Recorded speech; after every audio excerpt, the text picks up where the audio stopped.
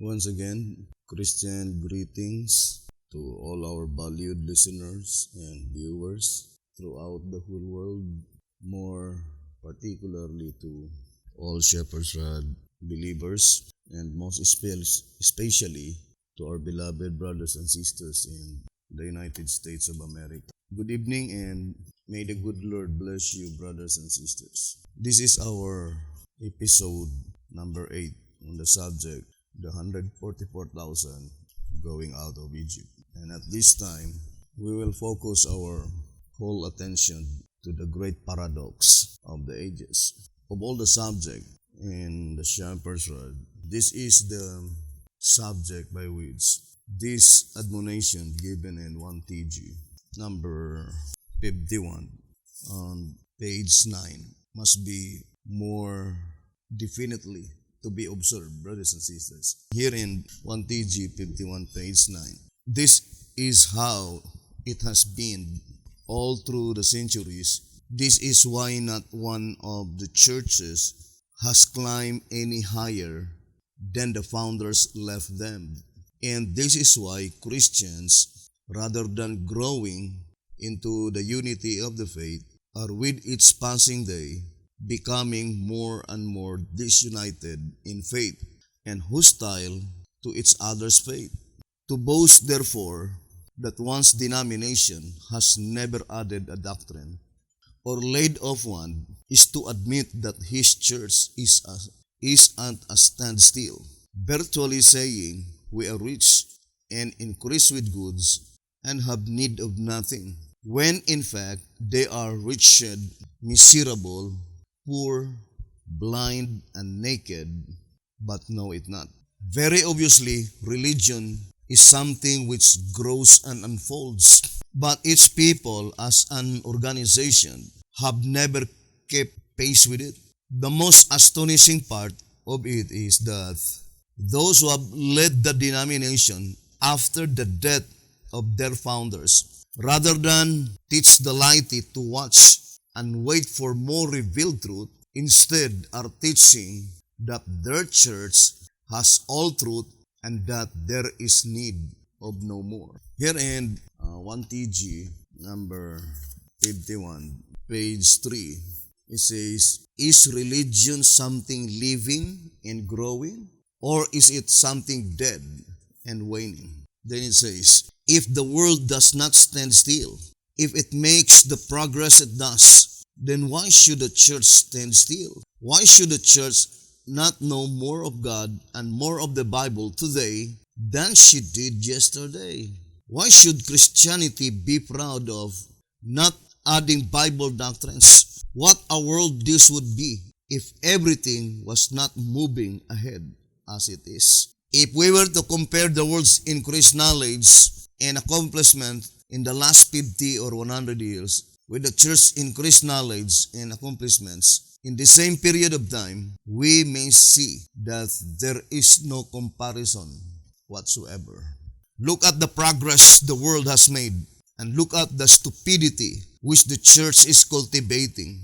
Yes, I say cultivating because it seems that rather than bemoaning the fact of not having added or discarded a doctrine, and rather than encouraging the people to be on the watch for God's visitations, they're making it their business to keep the laity from coming in contact with God's messengers and His progressive truth with meat in due season, with God's messages for today. And anything that does not originate in their own conventions, the laity are told to have nothing to do with it.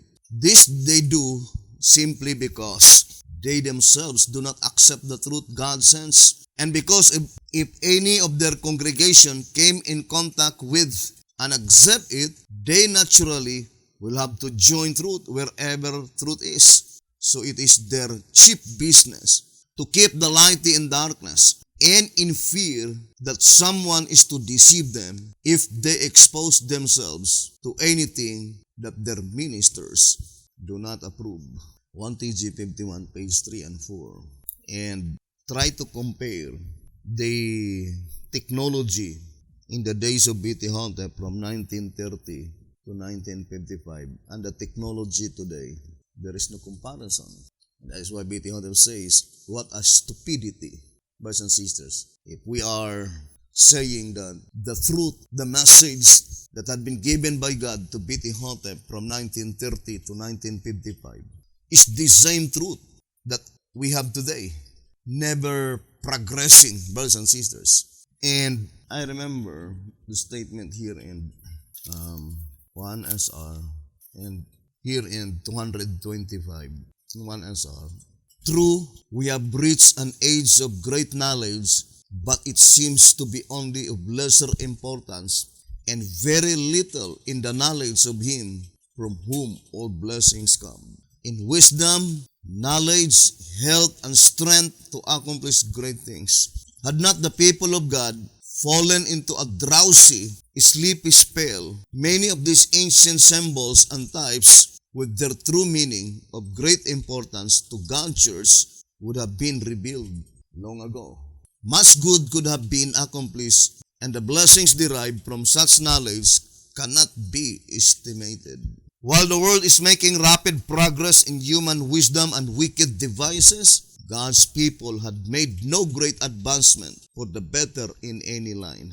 For years we have been retracting from Him who is the source of all true wisdom. 1SR page 225. That is why the prophet says that only those who have that spirit, let us read 7 symbolic code 7 to 12, page 19.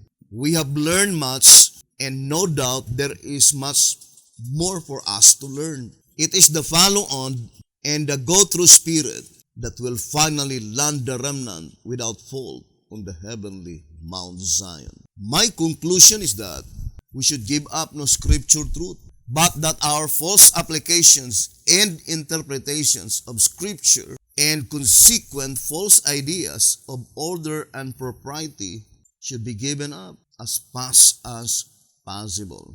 The Review and Herald, May 29, page 1860. May 29, 1860. 7 Symbolic Code 7 to 12, page 19. And the Shepherd's Rod declared clearly that that is the greatest test to each individual. Here in track number 3, on track number 3, page 9, it says here, always man's greatest test, and one which has ever involved almost an instantaneous decision, has been in the unrolling of the scroll, in the eclipse of a past message by a new one, present truth. On every such occasion, each one has had to decide, shall I heed the new and unpopular truth and walk in its light, joining with those who are despised by nearly every religious leader in the land? Or shall I allow myself to be deterred by the decision and counsel of the ministry in my church? Track number 3, page 9. We know the word eclipse, meaning there are some portions that had been darkened. And those portions that had been darkened are the things that we need to discard, brothers and sisters, as the truth is progressing. And that is why here in 2SR page 113, present truth always brings correction.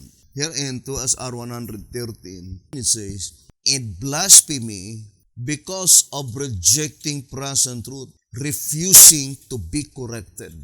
I would like to read again. In blasphemy because rejecting present truth, refusing to be corrected. Now, I would like to read to you the testimony of B.T. Hotep, of himself.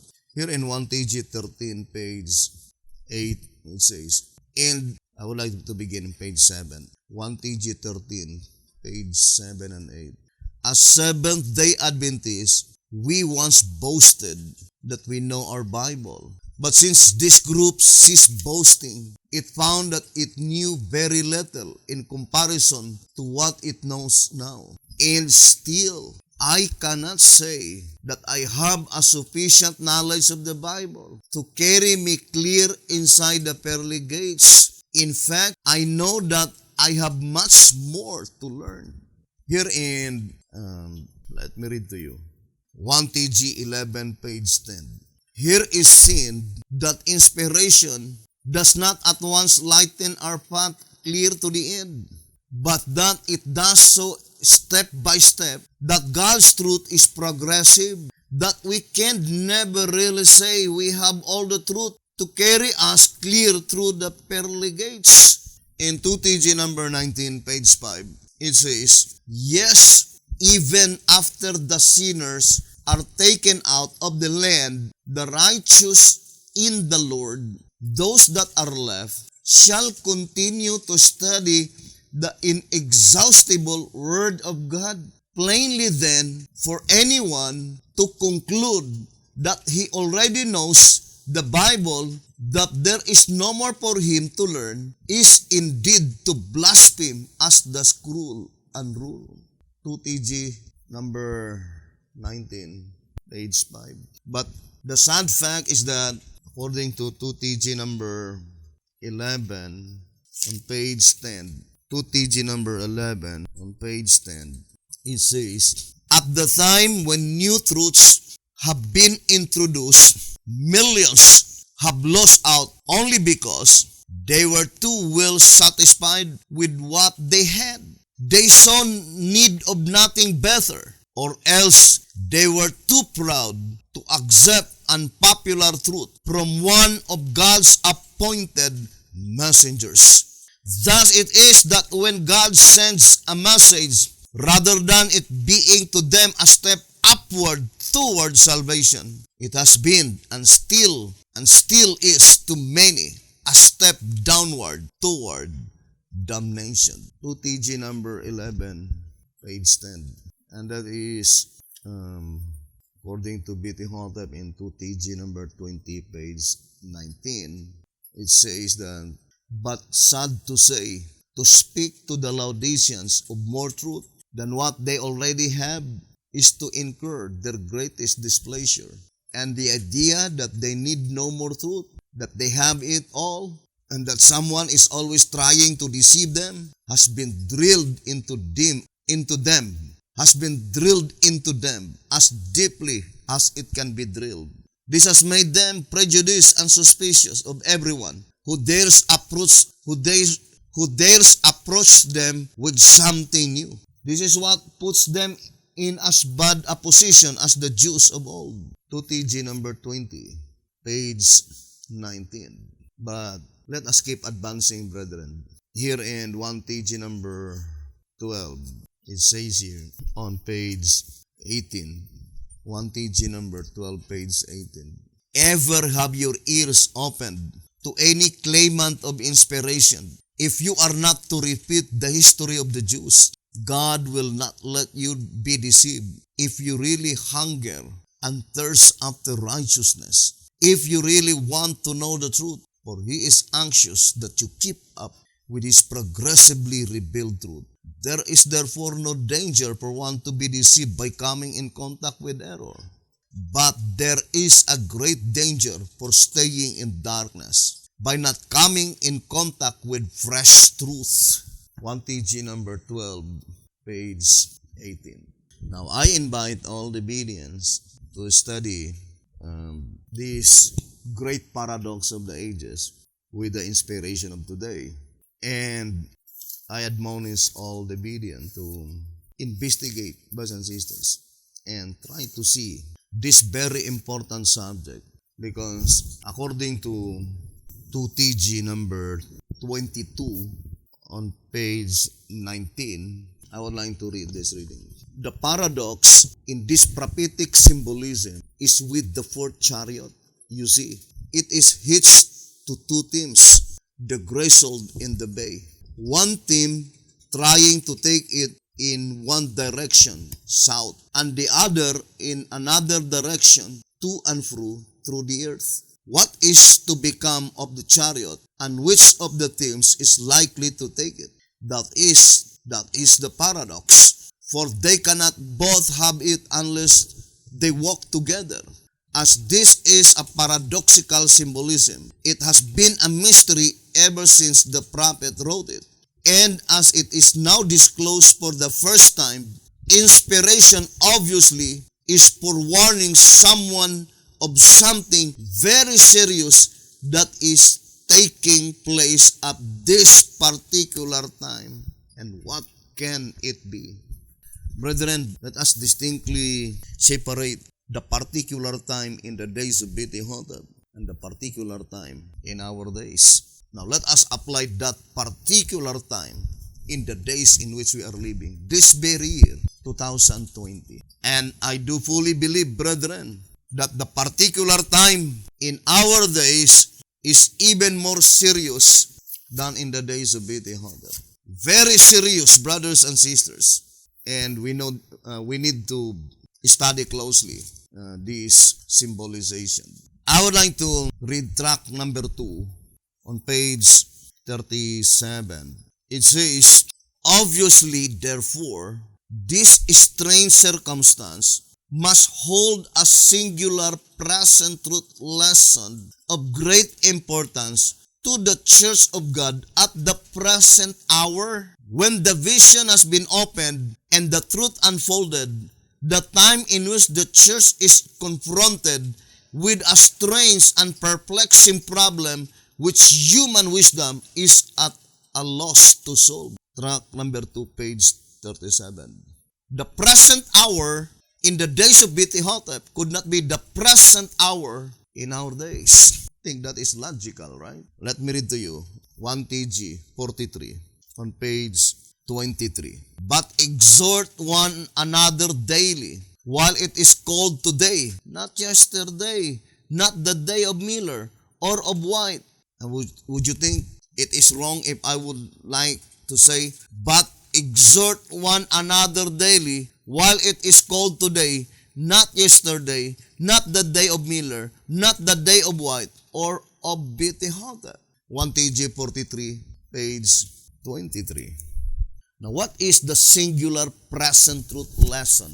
Because that is the statement in track number 2, page 37. While studying this subject, I think this statement must be more definitely to be observed.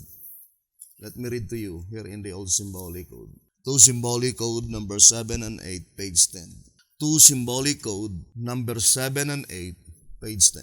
It says, hence, as there are no useless words in either of the writings, those who desire to know the truth must carefully mark every word. Otherwise, they will never comprehend the truth. And as a consequence, they will be driven by the winds as the waves of the sea. Until the winds cease blowing, probation closes, and they be left to sink down in their sins as do the waves in the sea. 2 Symbolic Code number 7 and 8 on page 10. Now, I would like to read to you this reading in track number 2, page 36. Track number 2, page 36. Let me read to you. It says, now if this application of the chariot is wrong, the simple and positive proof is, of course, that it cannot be made congruously to fit the Seventh-day Adventist Church. But if it is right, then by the same token, it cannot be made congruously to fit any other but the Adventist Church. For the divine symbols are devised perfectly to fit only one object. And it says, the final test, therefore, of the interpretation herein given is the conclusiveness of the paradoxical part of the symbolism, the grizzled and the bay double leadership. Track number 2, page 36. Now, ponder deeply this statement given by inspiration. The statement is very plain that the symbolism, it is devised by God to perfectly fit only one object. Only one object. Thus, the application made by Bethel in his days can still be perfectly fit to be applied in our days. What we need to do is to study closely, brothers and sisters, and let us prize the statement in answerer number 2, page 80, saying, every Christian should remember that as the truth is ever advancing, it will not be found today where it was yesterday, and that therefore Christ's followers must advance with it. They will not follow the example of the Jews and the Romans. Answerer number 2, page 80. And we already read the admonition given by the prophet in 7 symbolic code, 7 to 12, page 19, that whatever our wrong application should be given up as fast as possible. But we should not give up scripture truth. Now, let us now study carefully as admonished unto us by the shepherd's rod. Mark carefully every word that had been given by the voice of inspiration, because there is no useless words. That is the statement, brothers and sisters. Now, I would like to read first Zechariah chapter 6, verse 8. Zechariah chapter 6, verse 8. Then cried he upon me, and spake unto me, saying, behold, this that go toward the north country have quieted my spirit in the north country.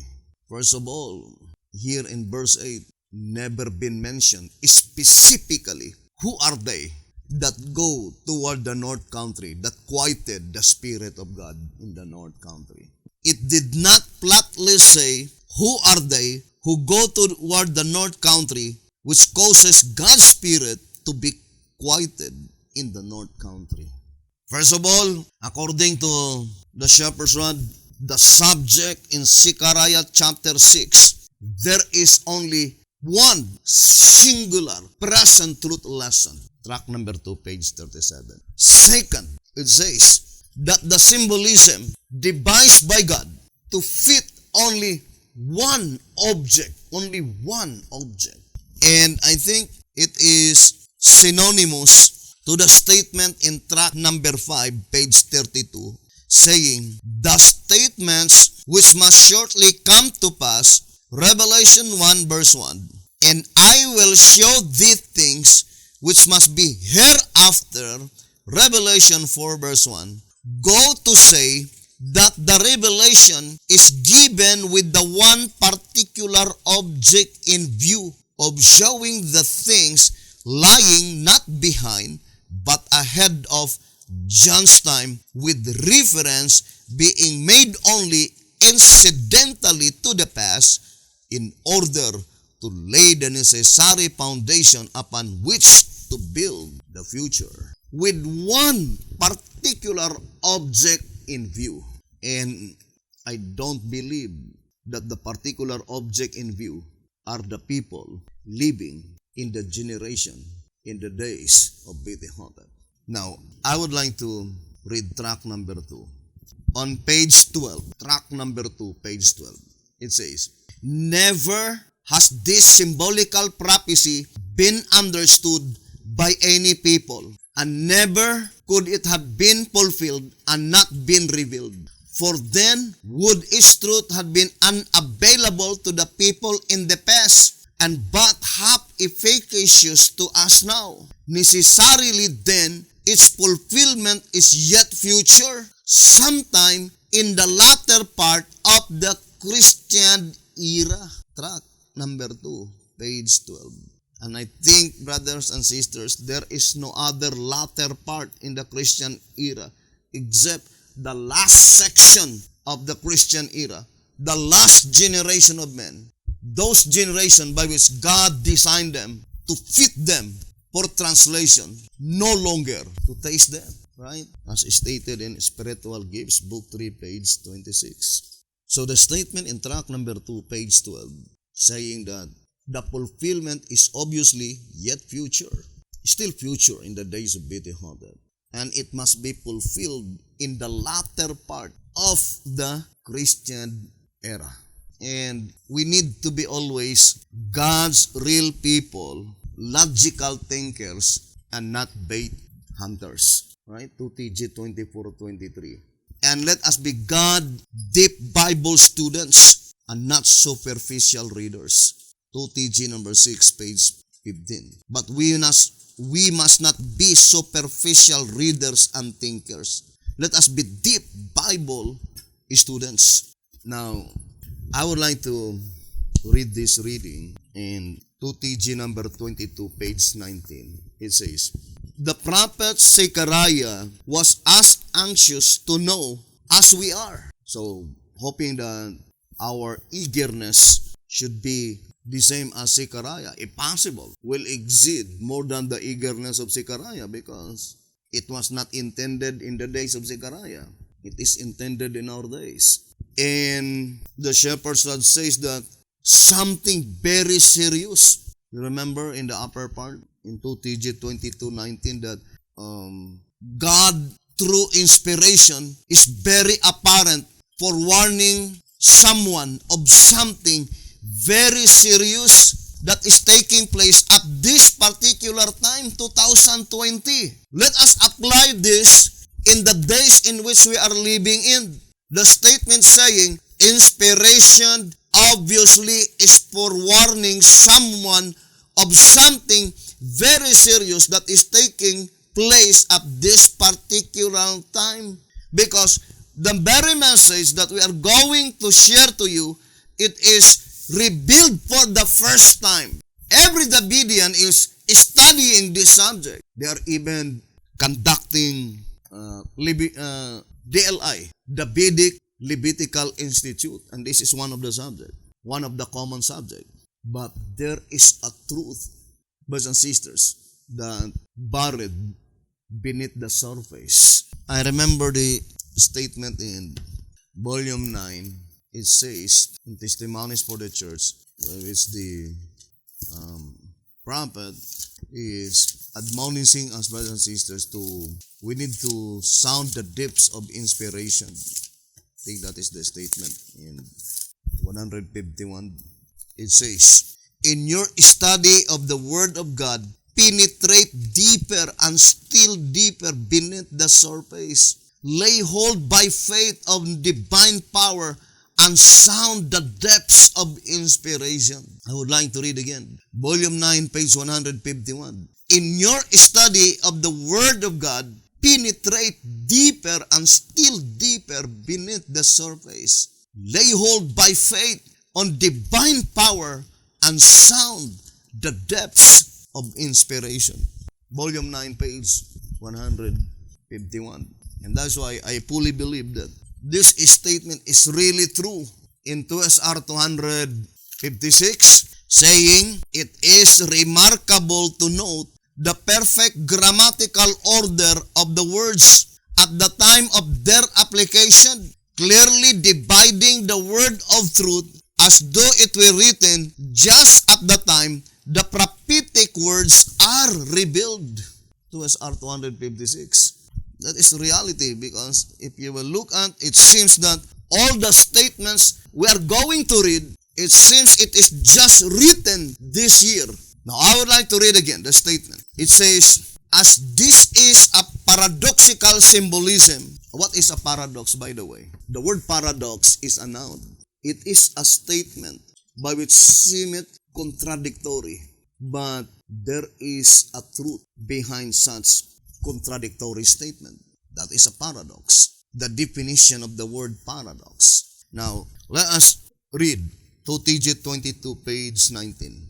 As this is a paradoxical symbolism, it has been a mystery ever since the prophet wrote it. Now, I would like to apply now the present, the prophet, which is Hotep, who wrote this subject, the great paradox of the ages.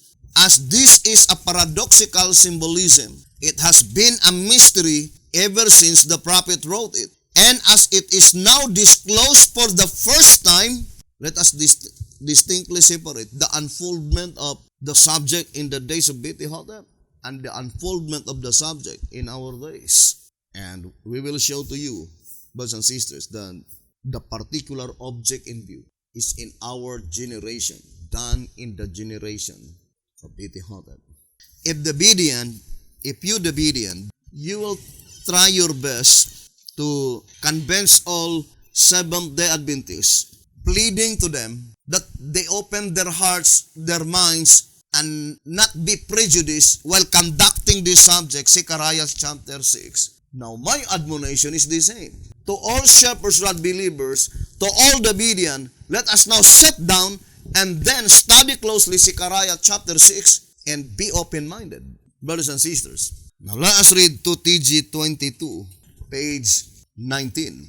As this is a paradoxical symbolism, it has been a mystery ever since the prophet wrote it, and as it is now disclosed for the first time, inspiration obviously is for warning someone of something very serious that is taking place at this particular time. What can it be? Because it is illogical if you will apply that statement in the days of Bethlehem. Taking place in that particular time, while that particular time is already in the past, long years ago? No. It is even more definitely applied in our days, this particular time. This very year, 2020. Now let us go to the next paragraph. It says, let us go to the next paragraph. The prophet Zechariah was as anxious to know as we are, for he asked, "What are these, my Lord?" And to his question came the answer. These are the four spirits of the heavens which go forth from standing before the Lord of the whole earth. Now, I would like to read track number 2, page 25. Track number 2, page 25. So, let us read the statement. It says, I would like to read in the middle part. It says, "Moreover, to Zechariah's question, what are these, my Lord?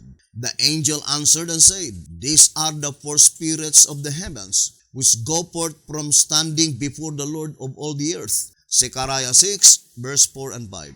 Hence, these symbolisms stand for heaven-born messages carried by the church on earth. Now, I would like to read again, track number 2, page 25. Hence, these symbolisms stand for heaven-born messages carried by the church on earth. So, in Zechariah chapter 6, there must be 4 messages. By such 4 messages cometh from the throne of God. Heaven-born messages. So, the question is that, who are they that displeases the Spirit of God?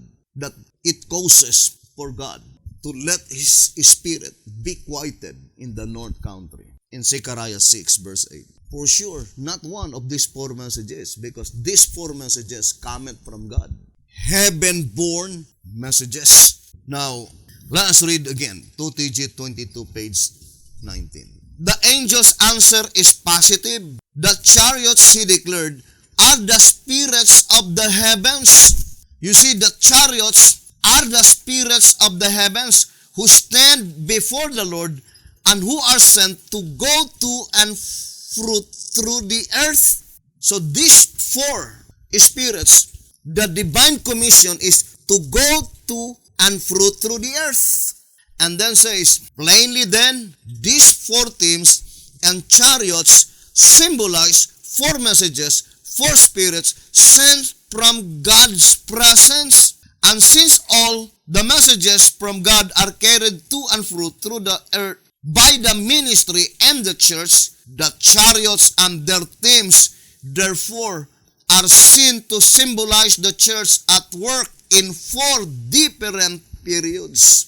To symbolize the church at work in 4 different periods. Now, I would no longer focusing to those portions by which it is already commonly understood by all the Bereans, brothers and sisters, but only those portions by which it seems that it is not yet fully discussed, and more particularly to the 4th chariot, because that is the focal point, brothers and sisters, the focal point of, or the particular object in view in the subject in Zechariah chapter 6. Now, I would like to read here in 2TG 22, page 21 and page 22. Let's read. 2TG 22, page 21 and page 22. This symbolical prophecy is seen to corroborate history. So this symbolical prophecy it needs to corroborate history. Now, I would like to emphasize first that statement given by first by Alonzo Jones, that history is the true complementary of the prophecy. Let's read that statement. And we need to set down both history and prophecy because, let's read the statement. It says, history is the only true commentary on the prophecies, and the only true exposition of the prophecies is to set down together the history and the prophecy, because history as it really is but the complement of prophecy as it is written. Now here's another statement. Let us read the statement here. To know whether we have the true historical event for the fulfillment of a prophecy, if you find every word of the prophecy after the figures are understood is literally fulfilled, then you may know that your history is the true event. But if one word lacks a fulfillment, then you must look for another event or wait its future development, for God takes care that history and prophecy that agree, so that the true believing children of God may never be ashamed. Now here's another statement in 1SR 128. It says, 1SR page 128. It is engraved on a tile, it cannot be erased. The thought is that the prophecy will surely come to pass, and after it once becomes history, one cannot erase the things portrayed. It is there to stay through all ages. 1SR page 128. Now, here's another statement that I would like to read. Track number 12, page 64 and page 65. It says, in the light of these foregone fundamental facts, we should now be able to rightly evaluate the unfolding of the scroll and to intelligently match the page of prophecy with the page of history. So I would like to read again. It says, in the light of these foregone fundamental facts, we should now be able to rightly evaluate the unfolding of the scroll and to intelligently match the page of prophecy with the page of history. And lastly, the conclusion is that track number 5, page 34, fulfilled prophecies are seen therefore to be employed by the scriptures only as groundwork for that part of prophecy which is yet to be fulfilled. Track number 5, page 34. Now, let us read again the statement in 2TG 22, page 21 and 22, and then let us now carefully to rightly evaluate the history and to align with the prophecy. Now, let us read 2TG 22, page 21. It says, this symbolical prophecy is seen to corroborate history. It points out that the Christian church at first suffered martyrdom, shown by the color red, then followed the dark ages of religion when the church was in captivity, meaning black. Following this came the Protestant period, the period of religious freedom, white theme. And at last comes the fourth chariot with its bay and grizzled themes. The themes are seen to have a controversial struggle over the chariots or over the chariot. Grizzled denotes hypocrisy, the kind of which is heretofore unknown, whereas the color bay denotes spiritual strength, margin, the kind heretofore unknown. Since the church originated in Asia, it says, Jerusalem in particular, the first chariot is seen to have remained there, for it went nowhere. Now, what church that remained in Jerusalem? Because according to the statement, we need to study now these subjects to corroborate history. Now, let us start now investigating. What church that remained in Jerusalem? Here, brothers and sisters, we need to follow the inviolable rule of interpretation. Here in answerer number 3, page 41, it says, let us remember always to observe the inviolable rule that an interpretation of one inspired statement must harmonize with all other related statements. Answerer number 3, page 41. That is the inviolable rule of interpretation that when we're studying whatever subject, it must harmonize with all other. But I would like to say, if we'll be studying one subject in the Shepherd's Rod publications, we need to harmonize all inspired records in the Shepherd's Rod publication itself. Now let us go back again to the simple question. What church that remain in Jerusalem? First of all, to be specific, let us enumerate all the churches recorded in the Bible. In 2SR 284, there are only 10 candlesticks. Now let us read 2SR 284. It says, therefore, the 2 candlesticks represents the Old and New Testament churches, Jewish and Christian. That is in Revelation 11, verse 3 and verse 4. Now, let us go to the last paragraph.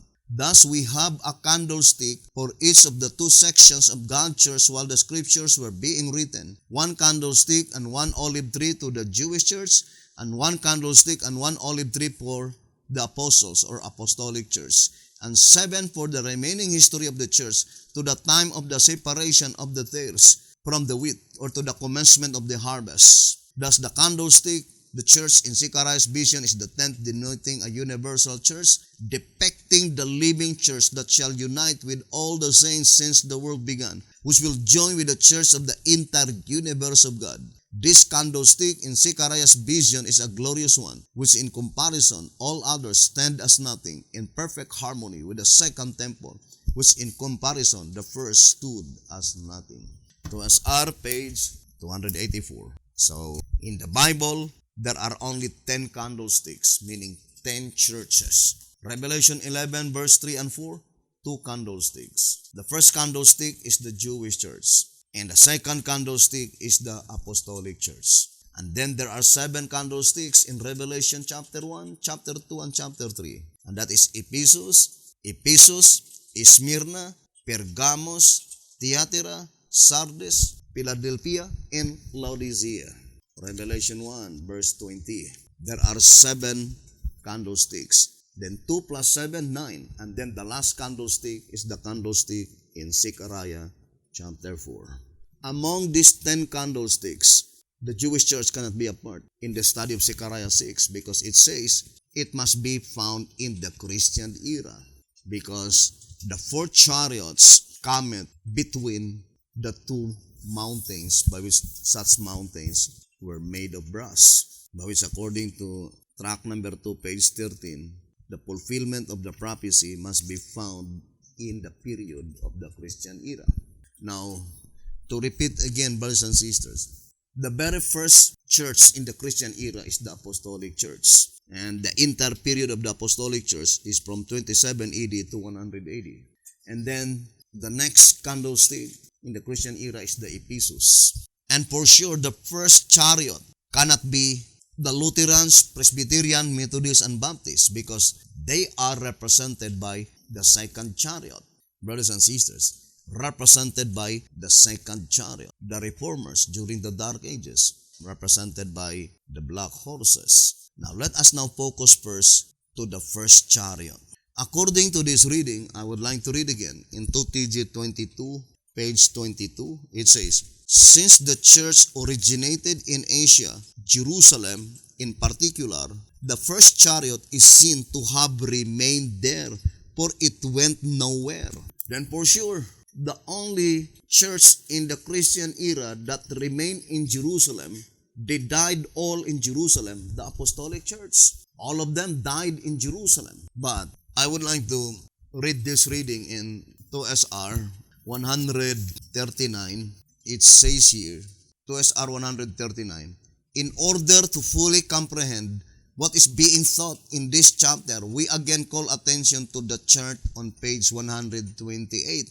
Now let us follow the chart along with the reading. 2SR 139. Now I would like to apply that statement in Zechariah chapter 6. While studying all the explanation given by the prophet in Zechariah chapter 6, we need also to observe clearly the chart. We need to study the subject along with the chart. Now let us look at the chart in Zechariah chapter 6. Brothers and sisters, let us view the chart. Look at the first chariot pulled by the red horses. It came between 508 and 538 AD.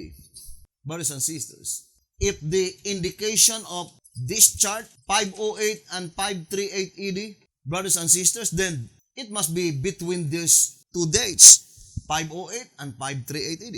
The same with this one, 538 to 1798. Between this period of time came out the black horses. And we know that that is the four great denominations.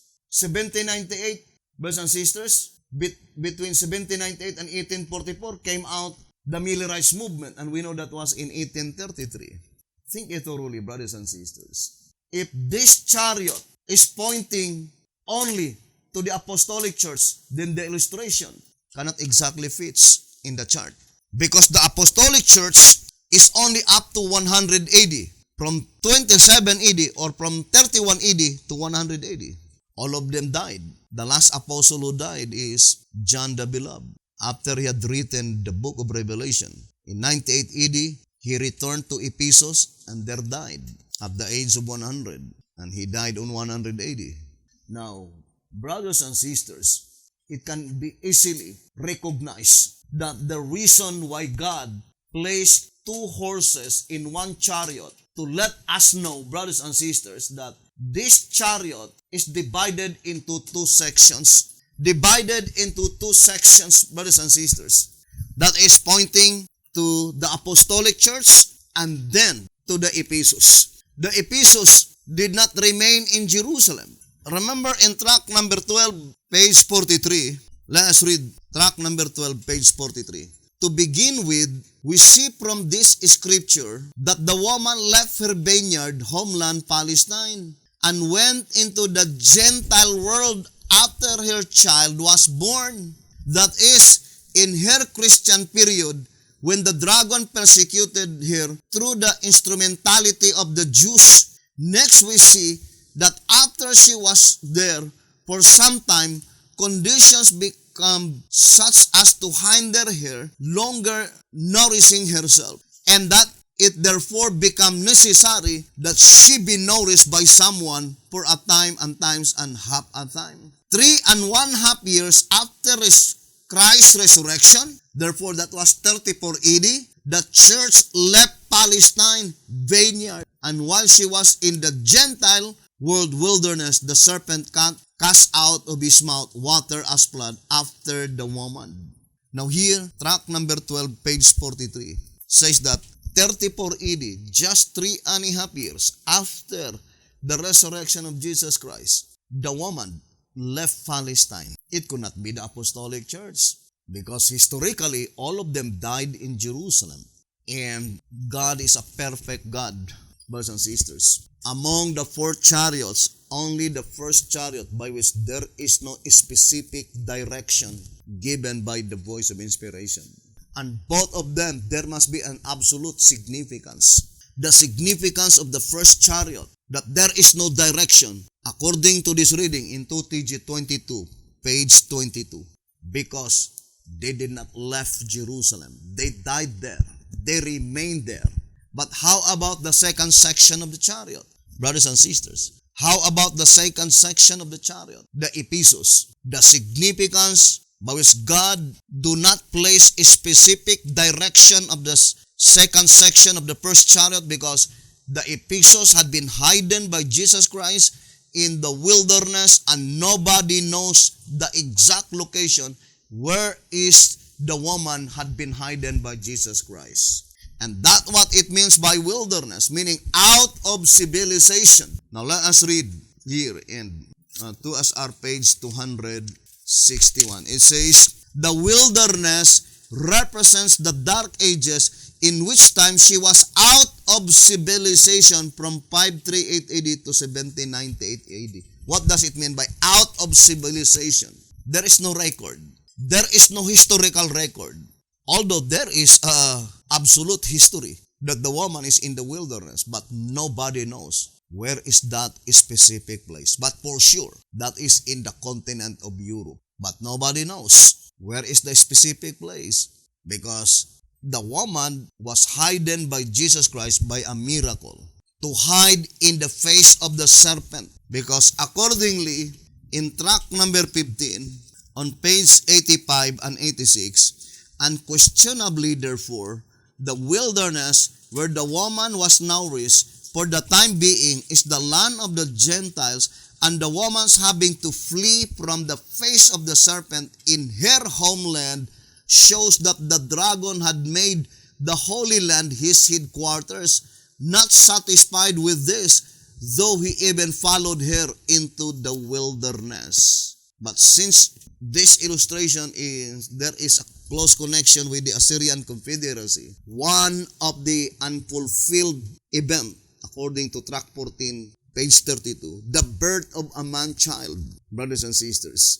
The illustration in Isaiah 7 verse 1, that the confederacy between Syria and the 10 tribes, when they attacked Judah, they could not prevail against it. And in the antitype, track 14, page 33, the confederacy with the 10 antitypical 10 tribes, meaning the majority of the Christians under the Ephesus, confederated with Syria, which is Catholicism. They combined their forces to find the location of the woman, but they could not find it. It was hidden by Jesus Christ miraculously. So the statement, brothers and sisters, saying that the woman was nourished, meaning the woman was hidden. And the Bible made it so plain. There is a place prepared by God. In Revelation 12, verse 14, there is a place that had been prepared by God, but nobody knows. And it says here, in track number 12, page 43, so had he not nourished her, track number 12, page 43, so had he not nourished her, keep her in existence by a miracle, the church would have perished during those dark ages of religion. Track number 12, 43, and page 44. So the significance of nourish is that Jesus Christ hidden the woman miraculously during the dark ages. Wherever that place, it is a place prepared by God, but nobody knows. And that's what it means, that the first chariot, there is no specific direction. In the first section, why is it that there is no specific direction where the chariot went? Because they did not left Jerusalem. The early Christian church, first section, the apostolic church. And the second section, brothers and sisters, is pointing to the Ephesus. There is no direction because it was hidden by Jesus Christ. Nobody knows where is the specific place. If you will say that the first chariot is referring only, let us go. If this chariot is referring only to the apostolic church, then the illustration is mistake, because this chariot is between 508 and 538.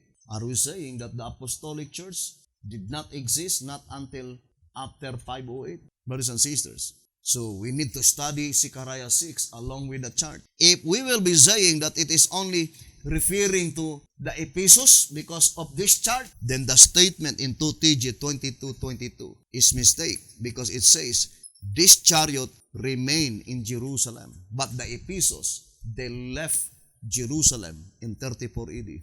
So we need to study the statement along with the chart, that it is plainly telling us that the first chariot, the reason that God places two horses to indicate two leadership. The first one is the apostolic, and the second one is the angel in the Ephesus, the leadership, brothers and sisters, of the Ephesus. Two sections, and both of them, the significance is absolutely perfect. There is no direction. The first one is that because all of them died in Jerusalem, they did not left the vineyard. But the second section, nobody knows where is the location of the woman by which Jesus Christ hidden the woman by a miracle, brothers and sisters. How about the second chariot pulled by the black horses, brothers and sisters? Now, I would like to read 2SR.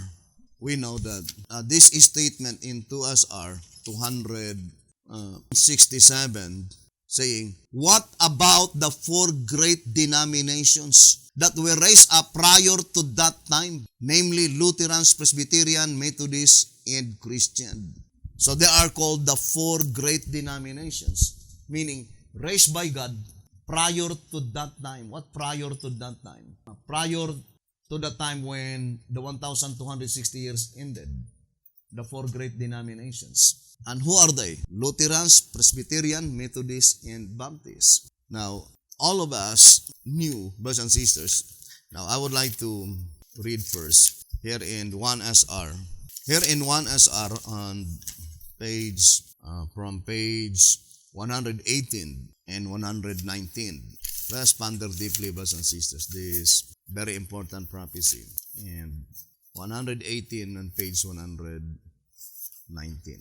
Now it says, it is concerning the wheat, barley, beans, and lentils. But I would like to go to the portion lentils. Lentils, type of doctrine of baptism by immersion. 1SR 119. Lentils are used to represent the fourth portion of truth. Alexander Campbell is credited with making the fourth step upward by teaching the doctrine of baptism by immersion, symbolized by the lentils.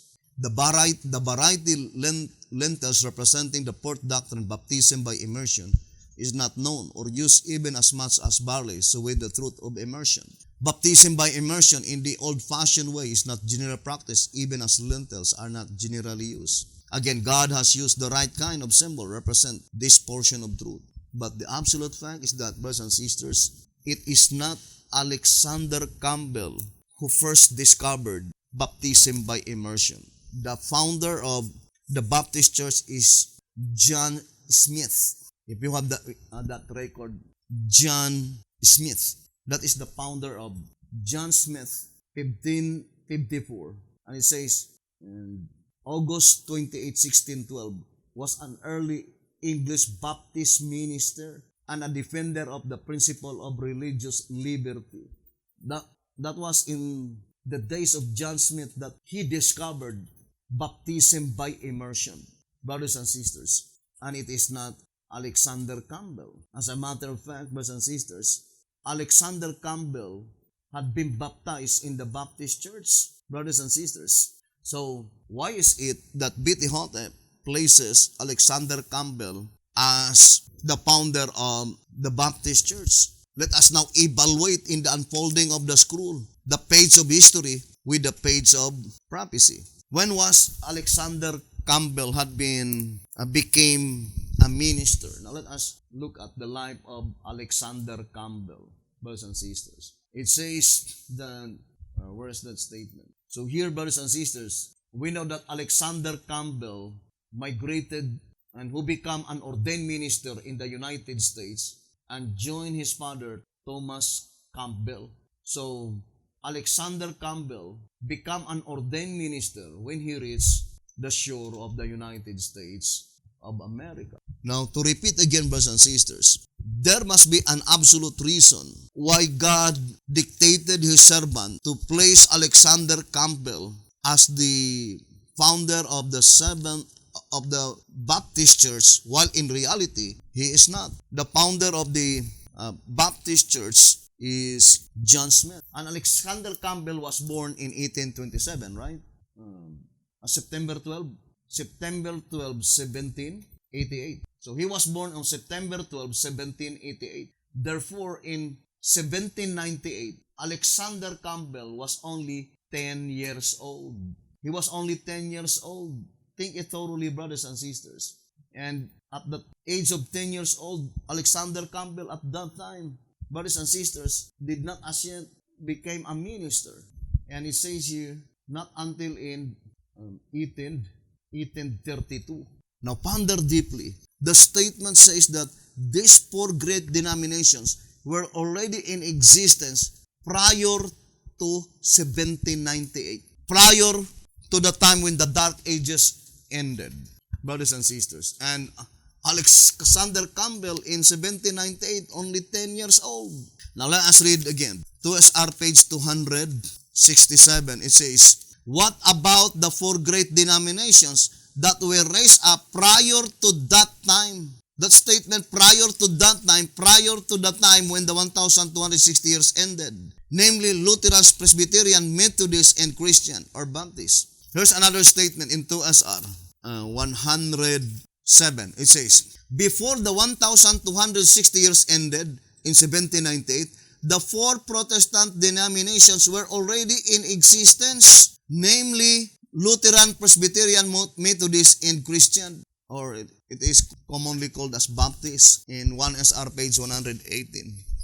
And that four great denominations that were already in existence prior to the time when the 1,260 years ended, Alexander Campbell could not be a part of that historical event because in 1798, Alexander Campbell is only 10 years old. And for sure, the statement prior to 1798, brothers and sisters, the four great denominations. Now, why is it, to repeat again, why is it that B.T. Hotep places Alexander Campbell in the four great denomination instead of John Smith? There must be an absolute significance, and that is closely connected to Zechariah chapter 6. Zechariah chapter 6, to let us know that this second chariot, represented by the four great denominations, is divided into two sections. The Protestant in the Old World and the Protestant in the New World.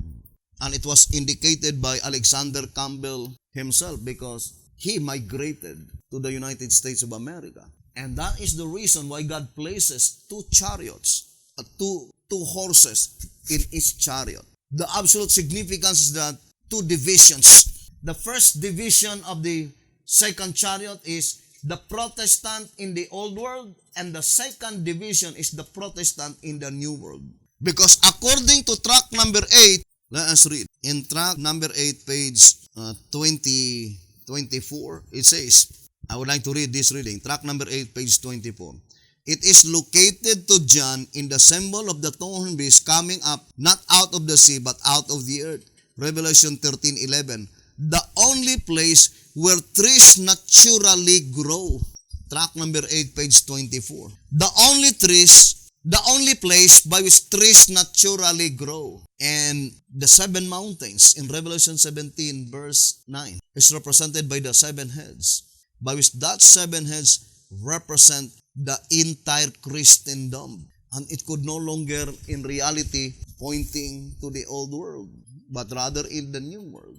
The only place by which the trees naturally grow, and trees represent headquarters or leadership. And secondly, the mere fact that God divided the color black into two divisions to let us know, brothers and sisters, that there are two sections in the history of the church by which represented by black, meaning bondage or dark ages, darkness. And it is closely connected also to the subject of the seven seals. The third seal, which is the black horse. Now, here in tract number 5, the 1,260 days, let us read. Tract number 5, page 79 and page 80, it says, with the 14th verse of Revelation 9 begins the description of the sixth trumpet, and it ends with the 4th verse of Revelation 11, which announces the second woe, sixth trumpet, is past, and behold, the third woe cometh quickly. Accordingly, each prophetic event recorded between Revelation 9:14 and 11:14 must find its fulfillment in the period of the sixth trumpet between the first and the second woes. In the light of this fact, we see that the time in which the two witnesses of Revelation 11 verse 3 were to prophesy 1,260 days clothed in sackcloth must occur during the sounding of the sixth trumpet. And being in the future tense, the priest shall prophesy 1,260 days, Revelation 11 verse 3, shows that at the time that trumpet began sounding, this period of the 1,260 days was yet future. So this 1,260 days, every Davidian knew that it is no longer prophetic. It is literal 1,260 days. And that is the 1,260 days in Revelation 11. Now, let us read 11 Symbolic Code number 8, page 3. 11 Symbolic Code number 8, page 3. Judah and the people of God. The question as frequently comes to Mount Carmel since the subject of the 42 months was explained as symbolic code, asking why the code has never said when the 42 months started and when the great earthquake of Revelation 11 is to take place. Therefore, to help clarify these questions and to emphasize the fact that God has given us sufficient information to know the seasons, the study of Judah and the people of God, which Brother Hall have delivered June 10, 1944, has been selected for this month's issue of the Symbolic Code. And this is one of the subjects that Florence Hotep, together with her associates, they privately interpreted the 42 months prophecy in Revelation 11, which causes embarrassment and disaster to the Davidian movement. And it says here, brothers and sisters, it is true that just as the stork in the heaven knoweth her appointed times, and the turtle and the crane and the swallow observe the time of their coming, Jeremiah 8 verse 7, God has mercifully made available to His people the knowledge of the judgment of the Lord for this age, if they are willing to know it. He has not, however, seen fit at this time to make known the day and hour. He has told His people enough that they certainly need not be caught unawares as one being surprised by an unexpected thief. God has revealed the 42 months prophecy to us for no other purpose than that we be made to realize that we individually have no time to lose in cleaning ourselves up with the provisions He has given us. Second, no time to lose in getting our divinely appointed work done in the church. And third, no time to lose in setting our own houses in order. 11 Symbolic Code number 8, pages 3 and 4. So that statement can be easily understood that when the 42 months is on progress or in process of fulfillment, that is still provisionary time. Because one of the main purpose why God revealed that 42 months prophecy, first, to clean ourselves, and second, to finish our work in the church, and third, to set our own houses in order.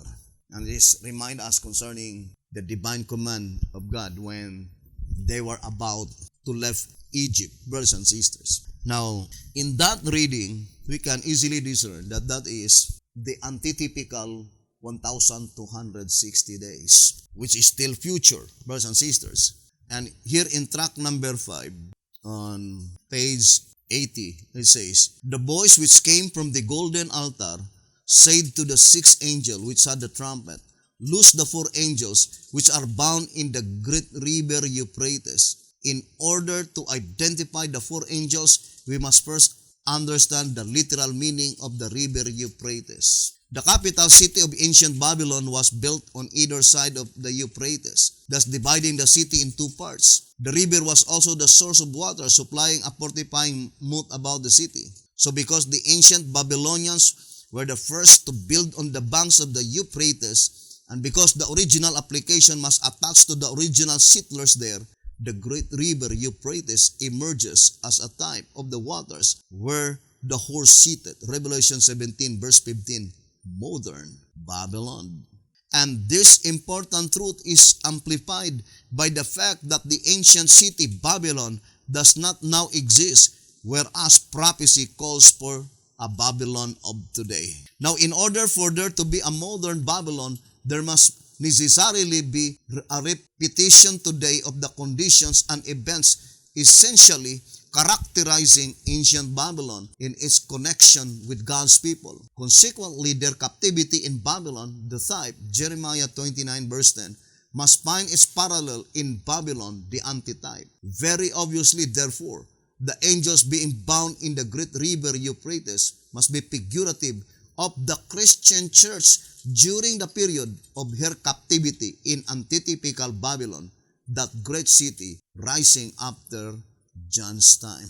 Furthermore, the statement made by the voice from the golden altar, loose the 4 angels which are bound, conclusively shows that when the voice spoke, the church, the angels, was already in captivity and was to be loose. It is a deep subject, brothers and sisters, but the only thing that I would like to say, this prophecy is still unfulfilled. And we will discuss this subject on the subject concerning the trumpets, and also the subject, the voice from the golden altar.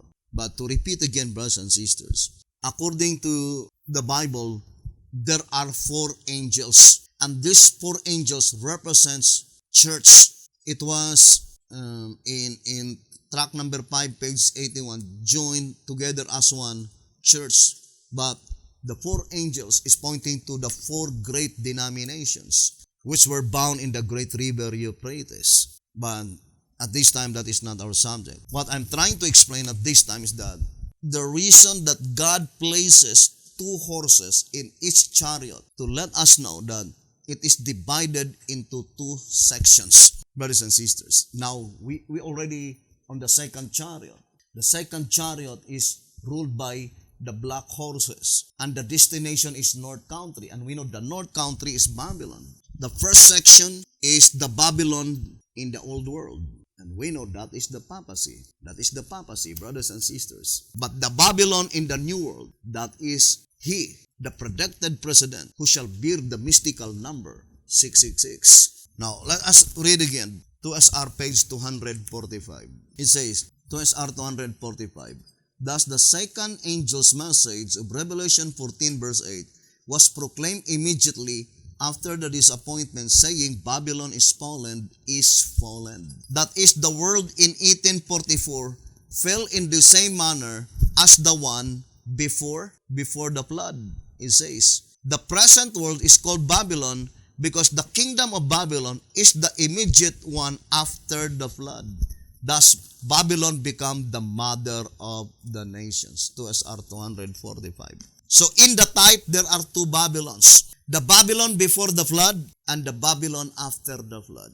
Therefore, in the antitype, there must also two Babylons. The Babylon during the Dark Ages, that is the papacy, as stated in track number 2. Let's read track number 2 on page 28. It says, saith the Lord, I will bring Nebuchadnezzar, king of Babylon, from the north.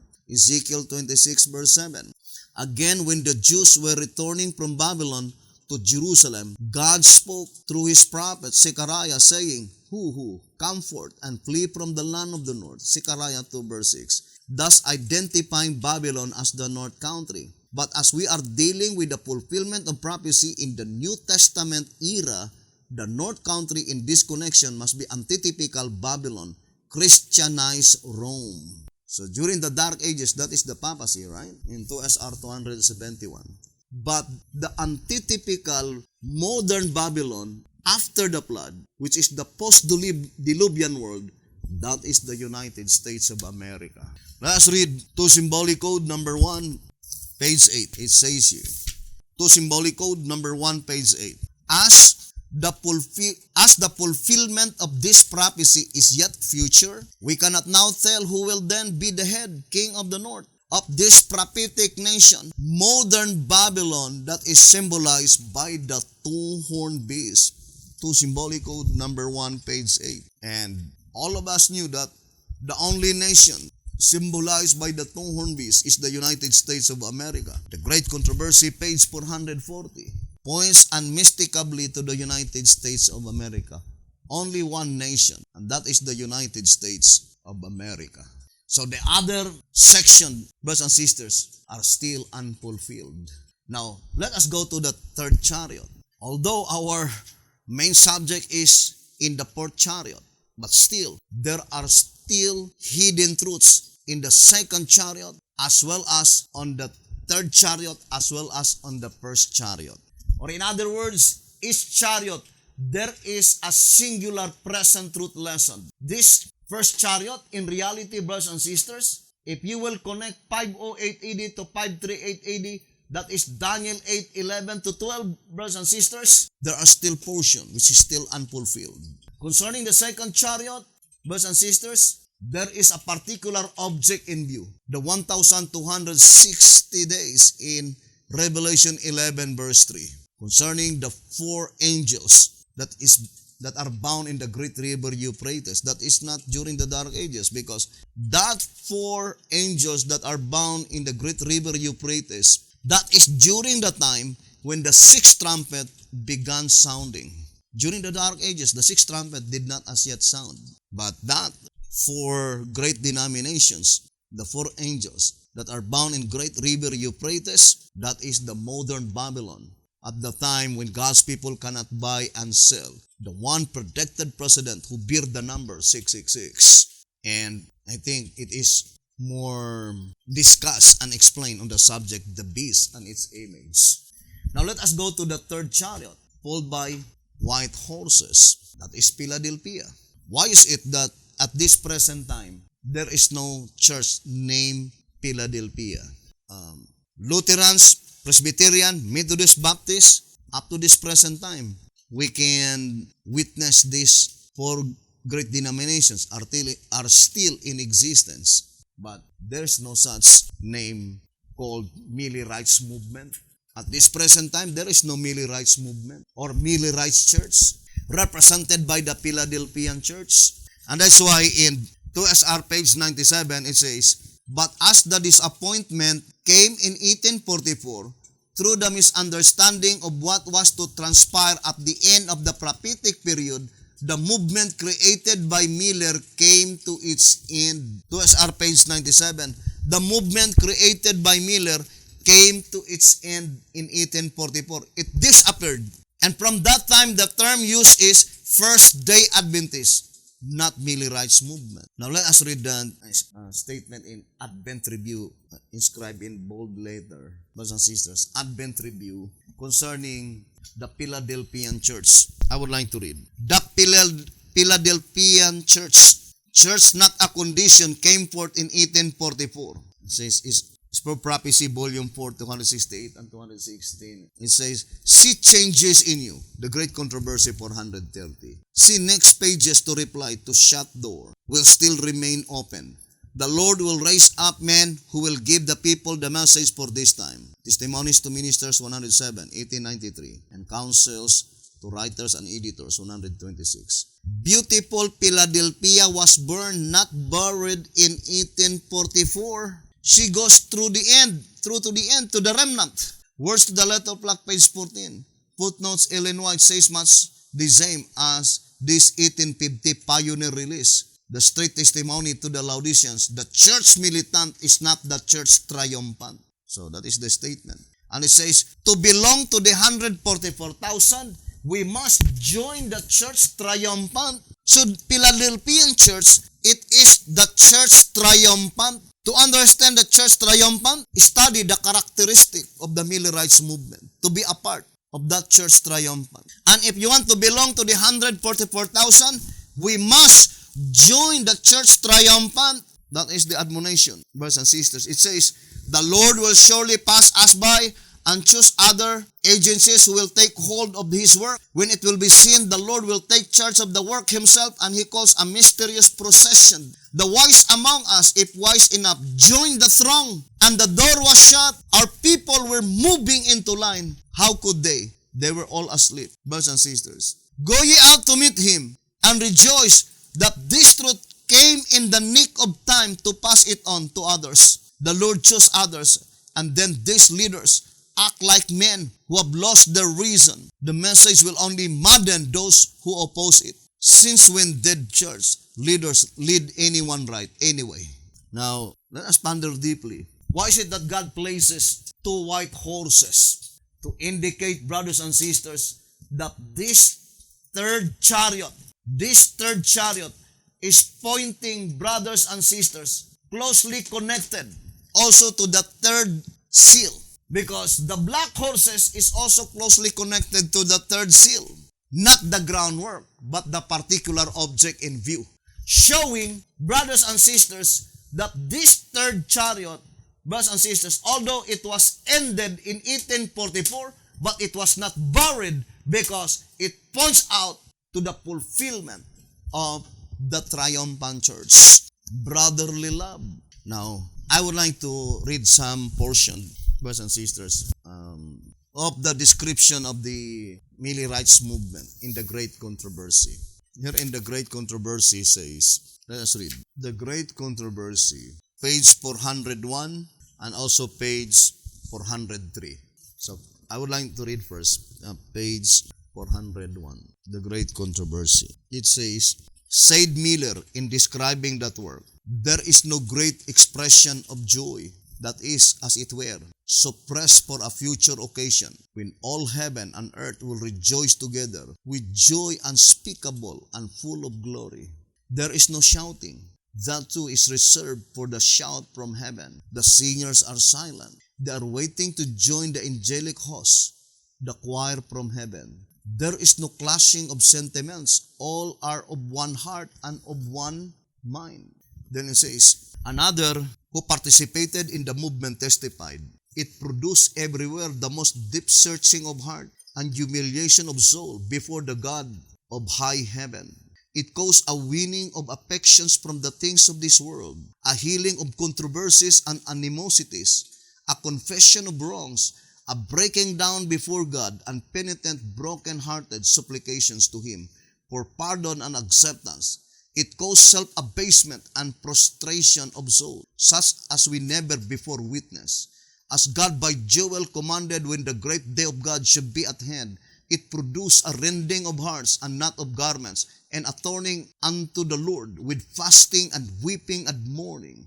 As God said by Zechariah, a spirit of grace and supplication was poured out upon His children. They looked to Him whom they had first. There was a great mourning in the land, and those who were looking for the Lord afflicted their souls before Him. Of all the great religious movements since the days of the apostles, none have been more free from human imperfection and the wiles of Satan than was that of the autumn of 1844. Even now, after the lapse of many years, all who shared in that movement and who have stood firm upon the platform of truth still feel the holy influence of that blessed work and bear witness that it was God. In page 403 it says, carefully and solemnly, those who received the message came up to the time when they hoped to meet their Lord. Every moment they felt that it was their first duty to secure the evidence of their acceptance with God. Their hearts were closely united, and they prayed much with and for one another. They often met together in secluded places to commune with God, and the voice of intercession ascended to heaven from the fields and groves. The assurance of the Savior's approval was more necessary to them than their daily food. And if a cloud darkened their minds, they did not rest until it was swept away. As they felt the witness of pardoning grace, they longed to behold Him whom their souls love. That is the description of the Millerites movement. Now let me read to you here in Answerer number 1. Answerer number 1 on page 85. It says here, the love of Christ, the love of our brethren will testify to the world that we have been with Jesus and learn of Him. Then will the message of the third angel swell to a loud cry, and the whole earth will be lightened with the glory of the Lord. Volume 6, page 401. Now, I would like to read again. The love of Christ, the love of our brethren, will testify to the world that we have been with Jesus and learn of Him. Then will the message of the third angel will swell to a loud cry, and the whole earth will be lightened with the glory of the Lord. So this statement is reminding us the description of the Millerites movement, brothers and sisters. Now here's another statement in Old Symbolic Code, but it was quoted in volume 8. It says here, let's read the statement. 3 Symbolic Code number 2, page 3. 3 Symbolic Code number 2, page 3. It says, from these statements, it is clear that God is calling for a thorough reformation to take place. And when this reformation begins, the spirit of prayer will actuate every believer and will vanish from the church the spirit of discord and strife. One member working in right lines will lead other members to unite with him in making intercession for the revelation of the Holy Spirit. There will be no confusion because all will be in harmony with the mind of the Spirit. Volume 8, 251. Thus, we again see that the Lord is calling upon willing workers in the church to organize themselves, one or more, and work in right lines, being assured that others will join them, and soon all will pray understandingly the prayer that Christ taught His servants, Thy kingdom come, Thy will be done on earth as it is in heaven. Matthew 6, verse 10. To repeat again, brothers and sisters, that statement is pointing to the second section of the Philadelphian church, which is the particular object in view. It is pointing to the existence of the triumphant church. What is the triumphant church? It says, if you want to be a part of the 144,000 living saints, you must join the triumphant church. Here in 1 TG number 51, it says here, 1 TG number 51 on page 10. Here we see that the church militant is in reality the church which is militant against advancing truth, and that the church triumphant is the church which marches on with the progress of truth. So that is the church triumphant. That is pointing to the group of people by which they continually progressing in truth, brothers and sisters. But the church militant are those group of people by which instead to be militant against error, they became militant against advancing truth. That is the church militant, brothers and sisters. And I remember the statement in track number 2. It says here, in track number 2 on page 18, in trumpet tones, these all too evident facts declare that the church in her present condition, so unlike the early Christian church, cannot therefore be illustrated by the same symbol as was she. So since the church today is as far from being like the early church as darkness is from light, the holy church of God, symbolized by the second mountain of brass, must yet be in the future. Wherefore let us praise God that now within our reach is the glory of the church triumphant.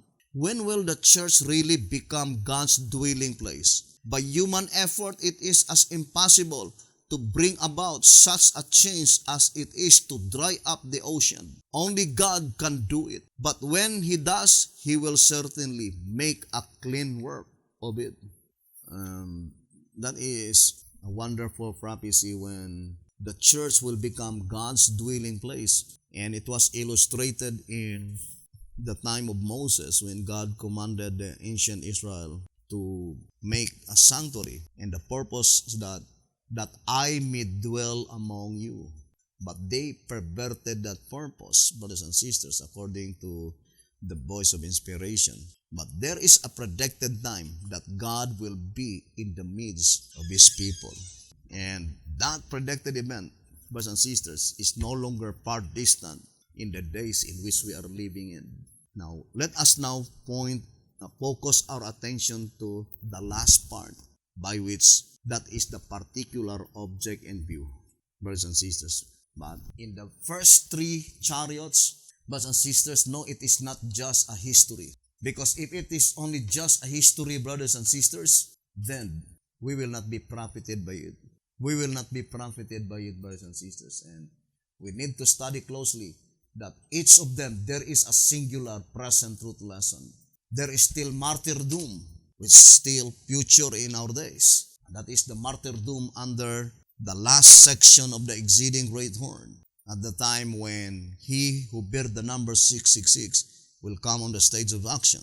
That is also pointing to the dark ages, the 1,260 days, and pointing to the triumphant church.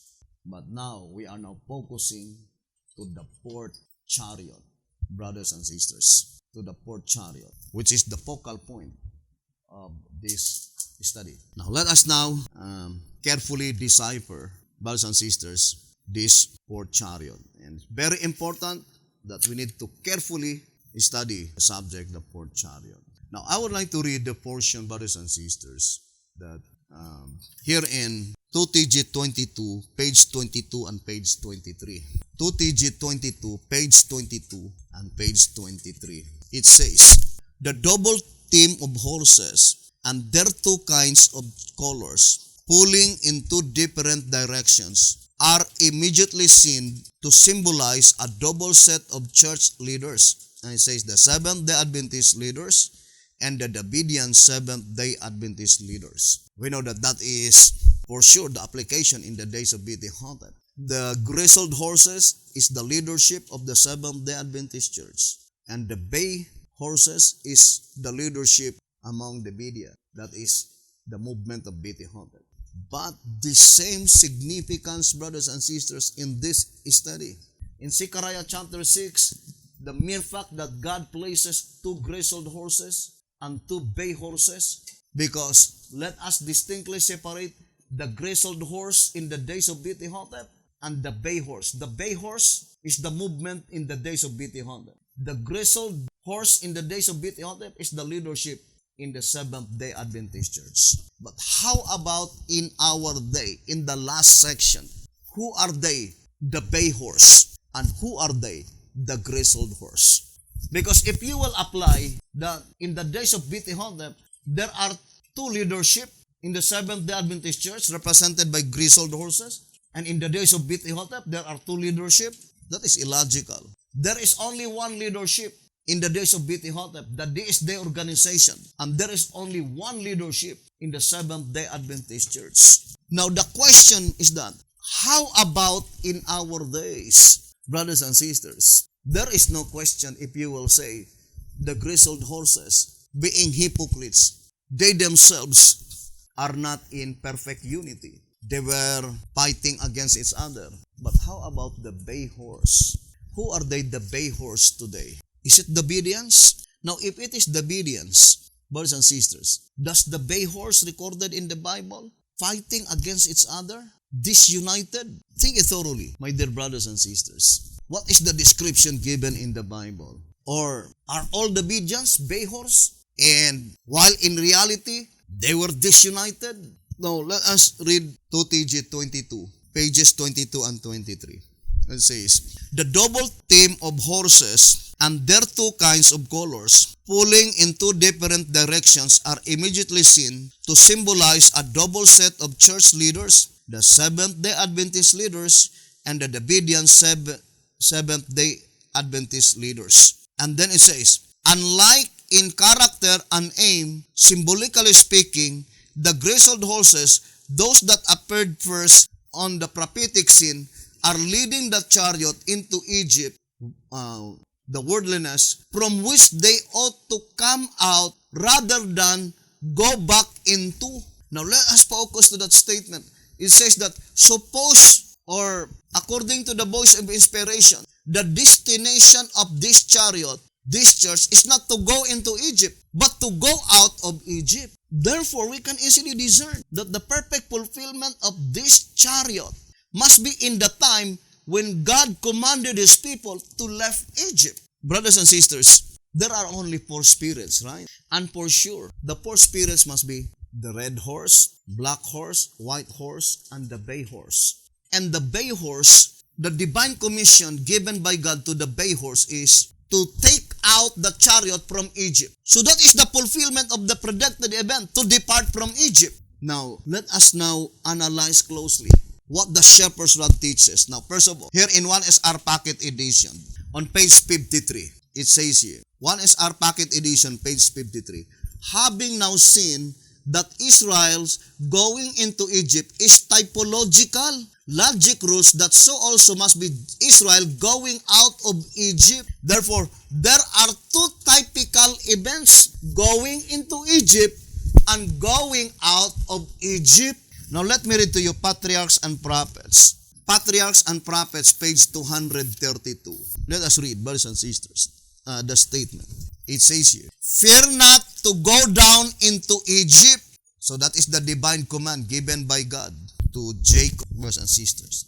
Now let us read the statement. Fear not to go down into Egypt, for I will be there, make of thee a great nation. I will go down with thee into Egypt, and I will also surely bring thee up again. The assurance, fear not to go down into Egypt, for I will there make of thee a great nation, was significant. The promise had been given to Abraham of a posterity numberless as the stars, but as yet the chosen people had increased but slowly. Patriarchs and prophets, 232. So it is God who commanded Jacob to go down into Egypt. And the Shepherd's Rod says in 1SR Pocket Edition, page 53, very plain that going into Egypt is typological. Here in 1SR, page 68, it says, 1SR, page 68, the fact that Israel after the flesh is a type, their experience must be duplicated by the true. Otherwise, there can be no type. You see, brothers and sisters, their experience must be duplicated by the true. So there must be a duplicate concerning that experience when God commanded His people, go down into Egypt and I will be with you. Now let us read 1SR page 76. 1SR page 76. It says here, the land of Goshen. The beginning of this denomination was typified by Israel's entrance into Egypt as previously explained. We shall now consider the truth of the land of Goshen. Joseph brought Israel into Egypt and gave them the part of the land to dwell in, which was the best land in the country of Egypt. And there Joseph nourished them, their flocks, herds, and cattle, and all they had. Genesis 45 verse 10. The land of Goshen stands as a symbol of the United States of America, in which the church came into existence. While our country is productive, like the land of Goshen, the richest in the world, and a Protestant nation, it is the best for missionary work, for it is made up of all nations, and therefore, like the land of Goshen, the most productive in Egypt, the world. 1SR page 76. Now here's another statement. 1SR page 115 and 116. 1SR page 115 and 116. The experience of the children of Israel in Egypt was a photograph of our denomination. Thus their experience is being reproduced in every particular with these people. And if there are 430 years connected with Israel after the flesh, then the same period of time must be connected with the true. 1SR page 115 and 116. Brothers and sisters. Here's another statement. 1SR 222. 1SR page 222. It says, while the 430 years period which had to do with Israel in Egypt, I would like to read again. While the 430 years period which had to do with Israel in Egypt. Now, BT says that end part of that 430 years in its antitype, Israel going out of Egypt, was still future in his days. Let us read 2SR 275. It says here, 2SR page 275. You will also note on page 222 that the 430 prophetic years originally applied to Abraham and his seed overlap the 430 of Ezekiel 4. The 430 years of Ezekiel should terminate in 1929 or 1930, but the perfect fulfillment of the prophetic period of Abraham in its antitype is yet in the future, going out of Egypt. 2SR page 275. I would like to say, brothers and sisters, that predicted event by which the prophet says the perfect fulfillment of going out of Egypt was still future in his days. That future will be fulfilled this year, 2020 and 2021. Think it thoroughly, brothers and sisters, before everything is too late. Because the prophet says here in 1SR page 64, let us read 1SR page 64. This experience of the Israelites in departing from Egypt was written for the instruction of those who should live in the last days. Before the overflowing scourge shall come upon the dwellers of the earth, the Lord calls upon all who are Israelites indeed to prepare for that event. Now, how could you be able to prepare for that event if you have no knowledge? But do not forget, Hosea 12 verse 13, God take out His people from Egypt by a prophet. And if you will notice, brothers and sisters, the quotation in 1SR page 64 is volume 6, page 195. And try to read volume 6, 195. But that passage was compacted by B.T. Hotep and here in the old symbolic code. And he, brothers and sisters, enumerated one by one. And you can read this in 3 symbolic code, 5 and 6, pages 10 and page 11. And it is concerning the education of our children. Although I am not familiar really concerning the Davidian in the United States of America, but here in our country, it's very really surprising that majority of the Davidian parents here in our country, they permitted their children to go to the school in the world.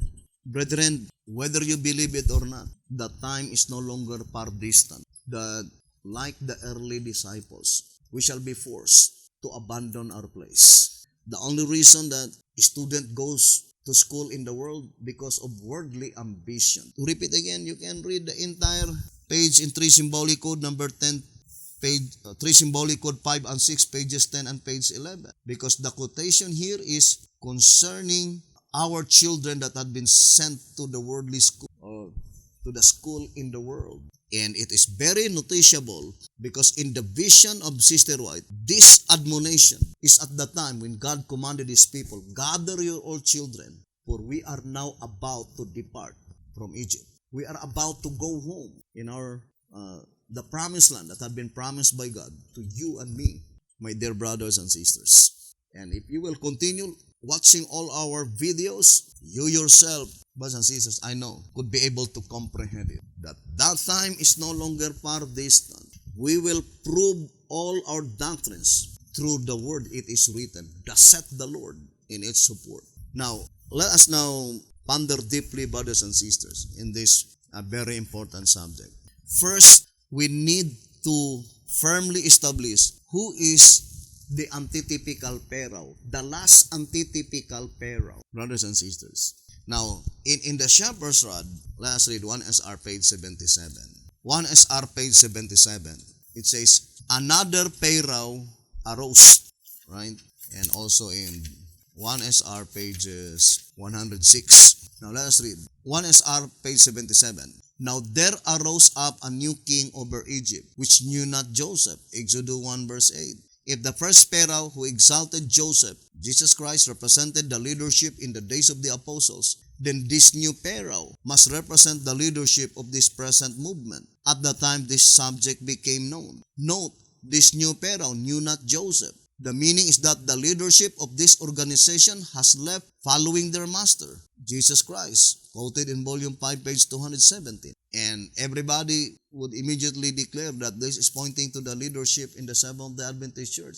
Here in 1 SR page 106, it says, the first Pharaoh, 1 SR page 106, the first Pharaoh makes a perfect type of the church leadership in the days of the apostles. Then we must accept the last Pharaoh who know not Joseph as a perfect type of the church leadership who have turned from following Christ their leader. Volume 5, page 217. Now that is the Seventh-day Adventist leadership. 1 SR 106 and 107. Who is Pharaoh?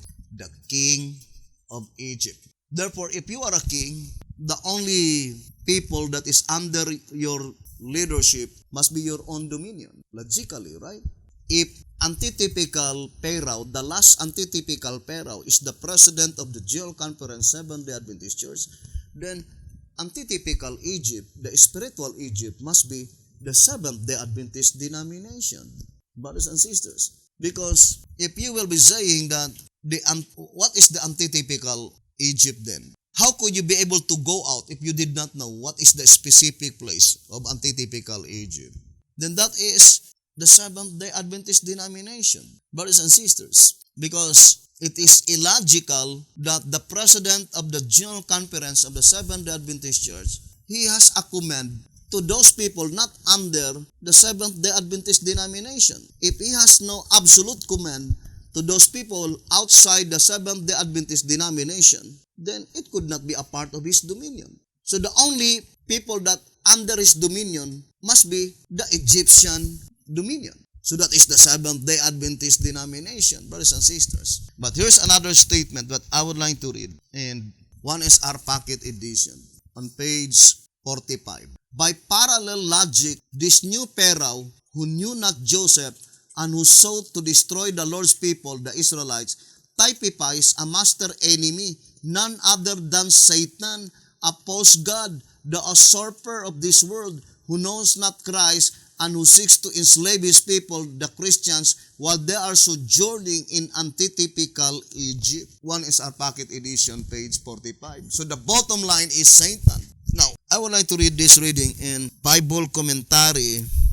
Let me see. On Bible commentary, let us read here, 1 BC, 1100 or 1100, 1 BC. Beginning from 1099 or 1099, 1 BC. Rejection of light hardens heart. Pharaoh saw the mighty working of the Spirit of God. He saw the miracles which the Lord performed by his servant. But by refusing obedience to God's command, the rebellious king had proudly inquired, "Who is the Lord that I should obey his voice to let Israel go?" Exodus 5 verse 2. And as the judgment of God fell more and more heavily upon him, he persisted in stubborn resistance. By rejecting light from heaven, he became hard and unimpressible. The providence of God was revealing his power, and these manifestations, unacknowledged, were the means of hardening Pharaoh's heart against greater light. Those who exalt, it says, those who exalt their own ideas above the plainly specified will of God are saying, as did Pharaoh, "Who is the Lord that I should obey his voice?" Every rejection of light hardens the heart and darkens the understanding, and thus men find it more and more difficult to distinguish between right and wrong, and they become bolder in resisting the will of God. So, you see, brothers and sisters, and on the next paragraph it says, every additional evidence of the power of God that the Egyptian monarch resisted carried him on to stronger and more persistent defiance of God.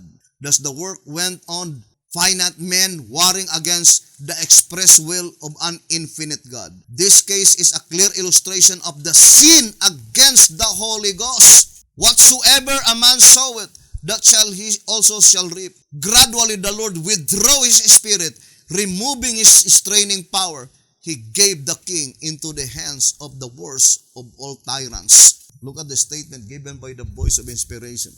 That is an illustration of sinning against the Holy Ghost. What is the sin against the Holy Ghost in 2SR 198? Let's read 2SR page 198. It says, the rejecting of light and present truth is the sin against the Holy Ghost. And whosoever speaketh a word against the Son of Man, it shall be forgiven him. But whosoever speaketh against the Holy Ghost, present truth, it shall not be forgiven him, neither in this world, neither in the world to come. Matthew 12:32.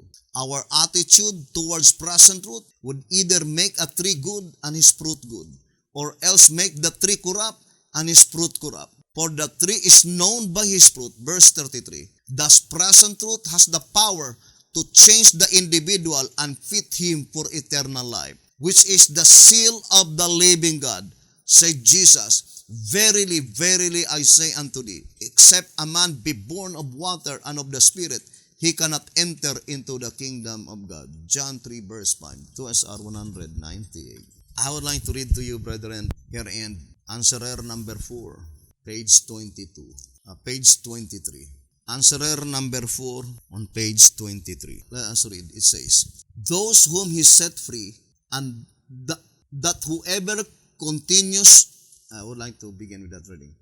That whoever continues to hold his people in bondage. Answerer number 4, page 23.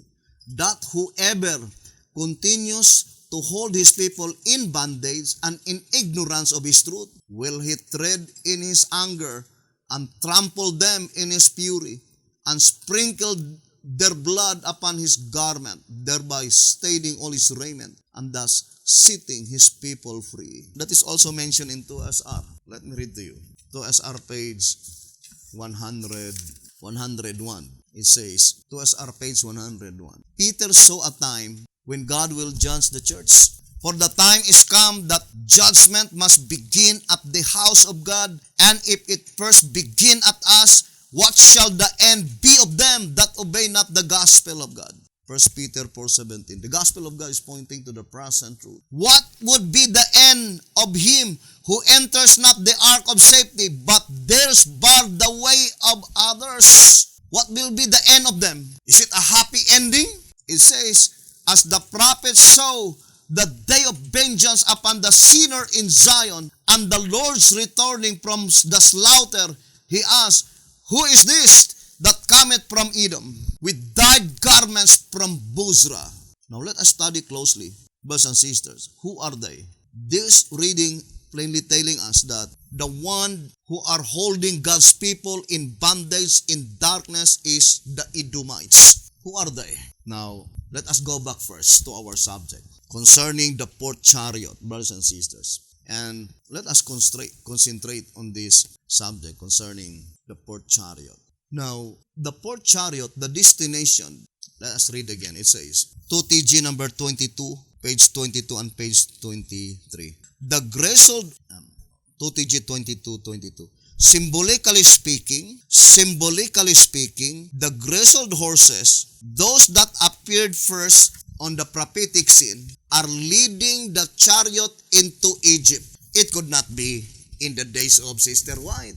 Why? Because it is God who commanded Jacob, go down into Egypt. I will be with you. Go down into Egypt. Patriarchs and Prophets 232. And Bethihotep plainly declared that that predicted event, the antitypical going into Egypt, is typifying to the Seventh-day Adventist Church the beginning of that denomination in 1844. 1 SR page 76. And Bethihotep says in 1 SR 115, 116, the experience of God's people while they were still in Egypt is typifying our denomination. And then Bethihotep says in 1 SR 222 that the life of Israel, that while in Egypt, that is during the 430 years, and then say in 2 SR 275, that predicted event, the end of 430 years, the antitypical fulfillment of Abraham in its antitype, going out of Egypt, was still future in the days of Bethihotep. Then it is not difficult to understand. Sister White and Bethihotep are living in a period of time by which they were still in Egypt. They were still in antitypical Egypt. The antitypical Egypt in the days of Sister White is the United States of America. The antitypical Egypt in the days of Bethihotep is the Seventh-day Adventist denomination. In this study, the same with Pharaoh. Pharaoh, brothers and sisters, the representation is changes from time to time. Think it thoroughly. Now, I would like to focus first to the name Seventh-day Adventist. Remember, the shepherd's rod declared clearly here in track number 2. I would like to read track number 2 on page, let us read a statement. Track number 2, page 48. I would like to read a statement. It says, in remarkable corroboration of this particular phase of the prophecy, the Seventh-day Adventist denomination, after the disappointment in 1844, went forth in fulfillment of the following divine commission: thou must prophesy again before many peoples and nations and tongues and kings. Revelation 10:11. Thus, the more sure prophecy borne out in detail by church history established the fact that the message of the Seventh-day Adventist denomination has gone to the world, Egypt. So what is the many nations, many tongues, many people? Egypt. Do not forget that. Who gave the divine commission? Revelation 10:11. God. Unto whom such divine commission was given? To the Seventh-day Adventist Church.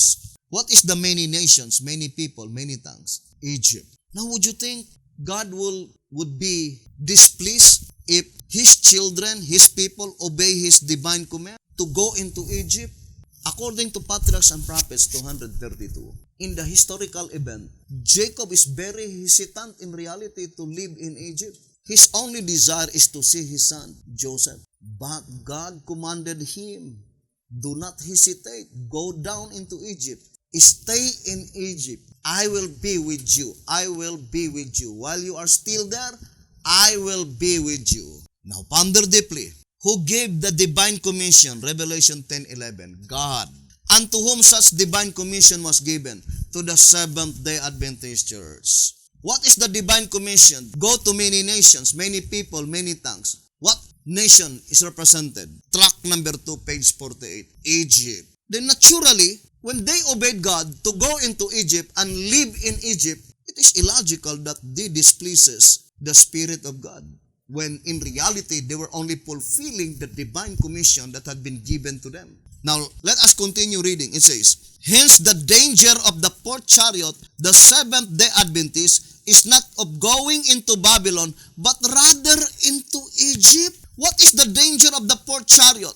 Going into Egypt? Brothers and sisters, the term Seventh-day Adventist, I would like to emphasize clearly. No, it is pointing to the faithful, the true Seventh-day Adventist.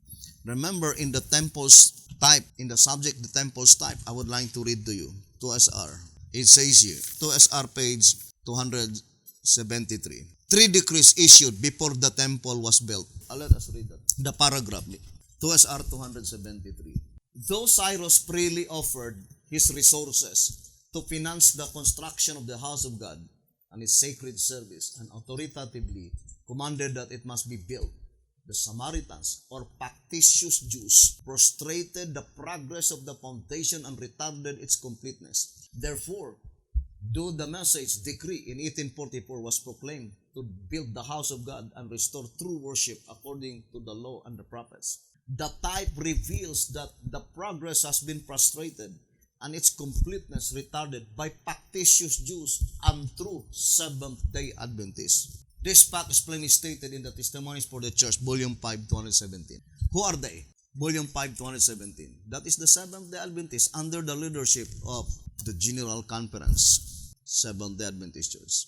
They are not the true Seventh-day Adventists. They were factitious Seventh-day Adventists, not the true Seventh-day Adventists. The true Seventh-day Adventists are the shepherds and believers. I will no longer to expound that more, because B.T. Hotep says that they are trying to disfellowship us, while in reality, we are the true Seventh-day Adventists. Now, let us go back again. The statement in track number 2, page 48. Track number 2, page 48. Hence, the danger of the fourth chariot, the Seventh-day Adventist, is not of going into Babylon, but rather into Egypt. Brothers and sisters, logically, that statement, the danger, cannot be applied to the time when it's God who commanded them to go into Egypt. Would you think God commanded His people to go into Egypt, while in reality, God is only placing their lives in a very dangerous situation, brothers and sisters? Think it thoroughly. But what I'm trying to emphasize that statement, saying, hence the danger of the fourth chariot is not going into Babylon, but rather into Egypt, meaning the danger of the fourth chariot is thinking, brothers and sisters, that their staying in Egypt is forever. They forgot the word of Abraham, that they will stay in Egypt a limited period of time, only, brothers and sisters, for 215 years. And they want to stay there forever. I would like to read answerer number 2. Here in answerer number 2, it says, the answerer number 2, page 6. Not purposing, however, to leave them there forever. It is not God's purpose that they will stay on Egypt forever. Answerer number 2, page 6. Not purposing, however, to leave them there forever. The Lord did not let their living continue as pleasant as at the first, lest they refuse to take heed to Moses when he should come with the word that the time had arrived for them to go back home. Answerer number 2, page 6. The time have arrived to go back home. Now, what if you will hear this time, this very year? Brethren, it is not time now to go back home. Now, I would like to read Leviticus of the Gibeon on page 4. It says, the name Seventh-day Adventist, which this association inherits from the parent denomination, is provisional.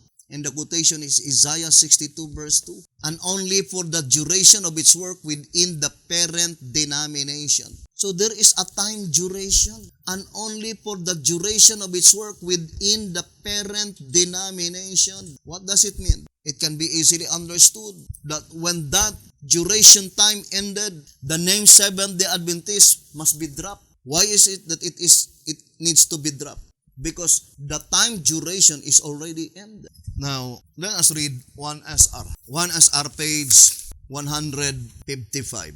A new name. Isaiah 62 verse 2. Indicative of the new experience they have passed through, which is the separation or setting as explained. God Himself with His own mouth gives the name so it cannot be counterfeited.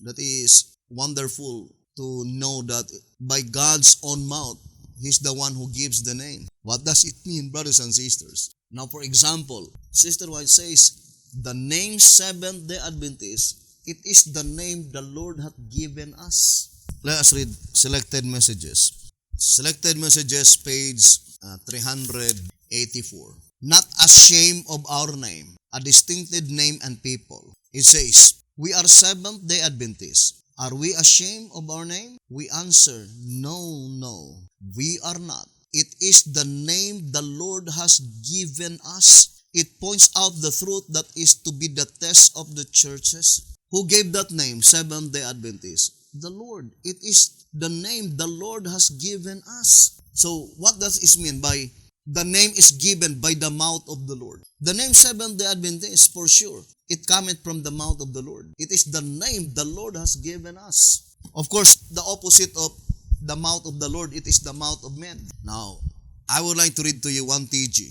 Here in 1TG number 42, on page 4 and page 5, it says, as you know, there are now hundreds of church names in the world, as many names as there are isms, all of which are named by the mouth of men.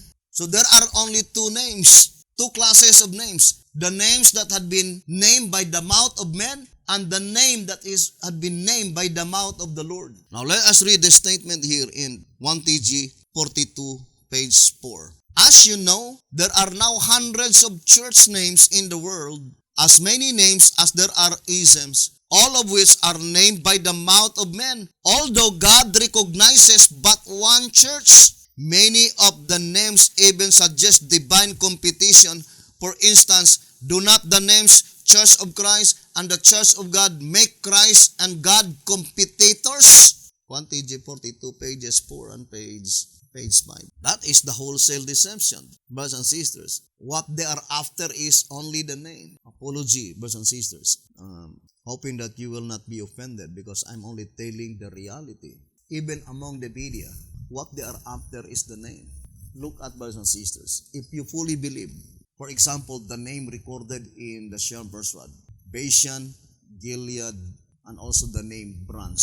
Would you think the branch mentioned in the Bible and the name Bashan mentioned in 1SR, brothers and sisters, 1SR page 200, let us read that, where B.T. Hotep says that 243, it says, Carmel, Bashan, and Gilead are used as symbols of good spiritual pasture. It is only a symbol. It is not literal name. The Shepherd's Rod does not teach that there must be a group of people.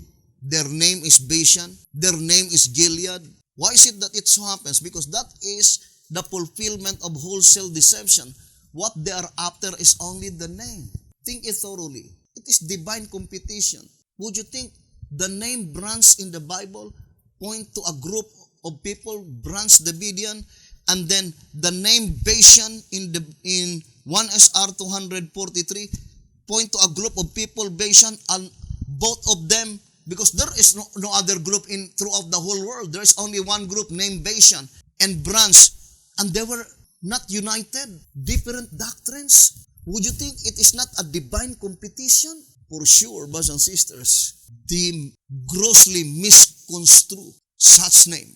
Because I do fully believe, brothers and sisters, that wherever the present truth could be found, brothers and sisters, wherever the present truth could be found, my dear brothers and sisters, that is the symbolical Bashan I would like to read to you 1 TG 45:20. 1 TG number 45, page 20. It says here, that shepherds are slain because they have kept the sheep away from the Lord's green pastures, present truth. So where is the green pastures? That is the group of people by which the present truth could be found. And it is symbolized as Bashan, it is symbolized as Gilead.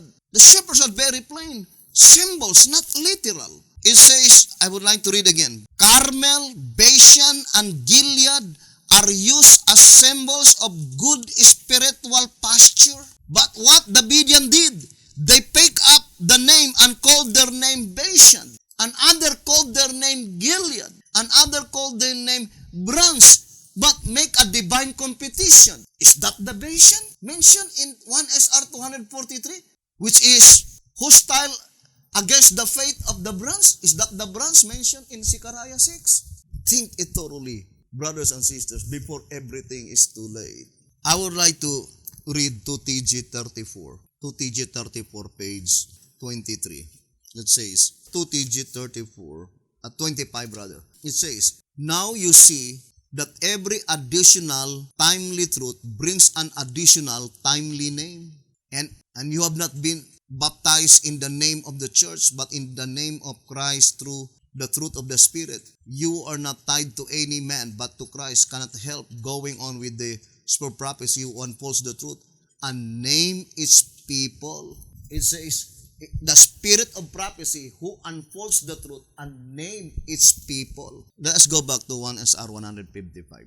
A new name, indicative of the new experience they have passed through, which is the separation or sifting, as explained. God Himself with His own mouth gives the name, so it cannot be counterfeited. The time the name is received is at the end of the 430-year period, as explained on the chart on page 112 and 113. That is 1930. So what is the new name? Let us go back to the principle in 2 TG 34, 25.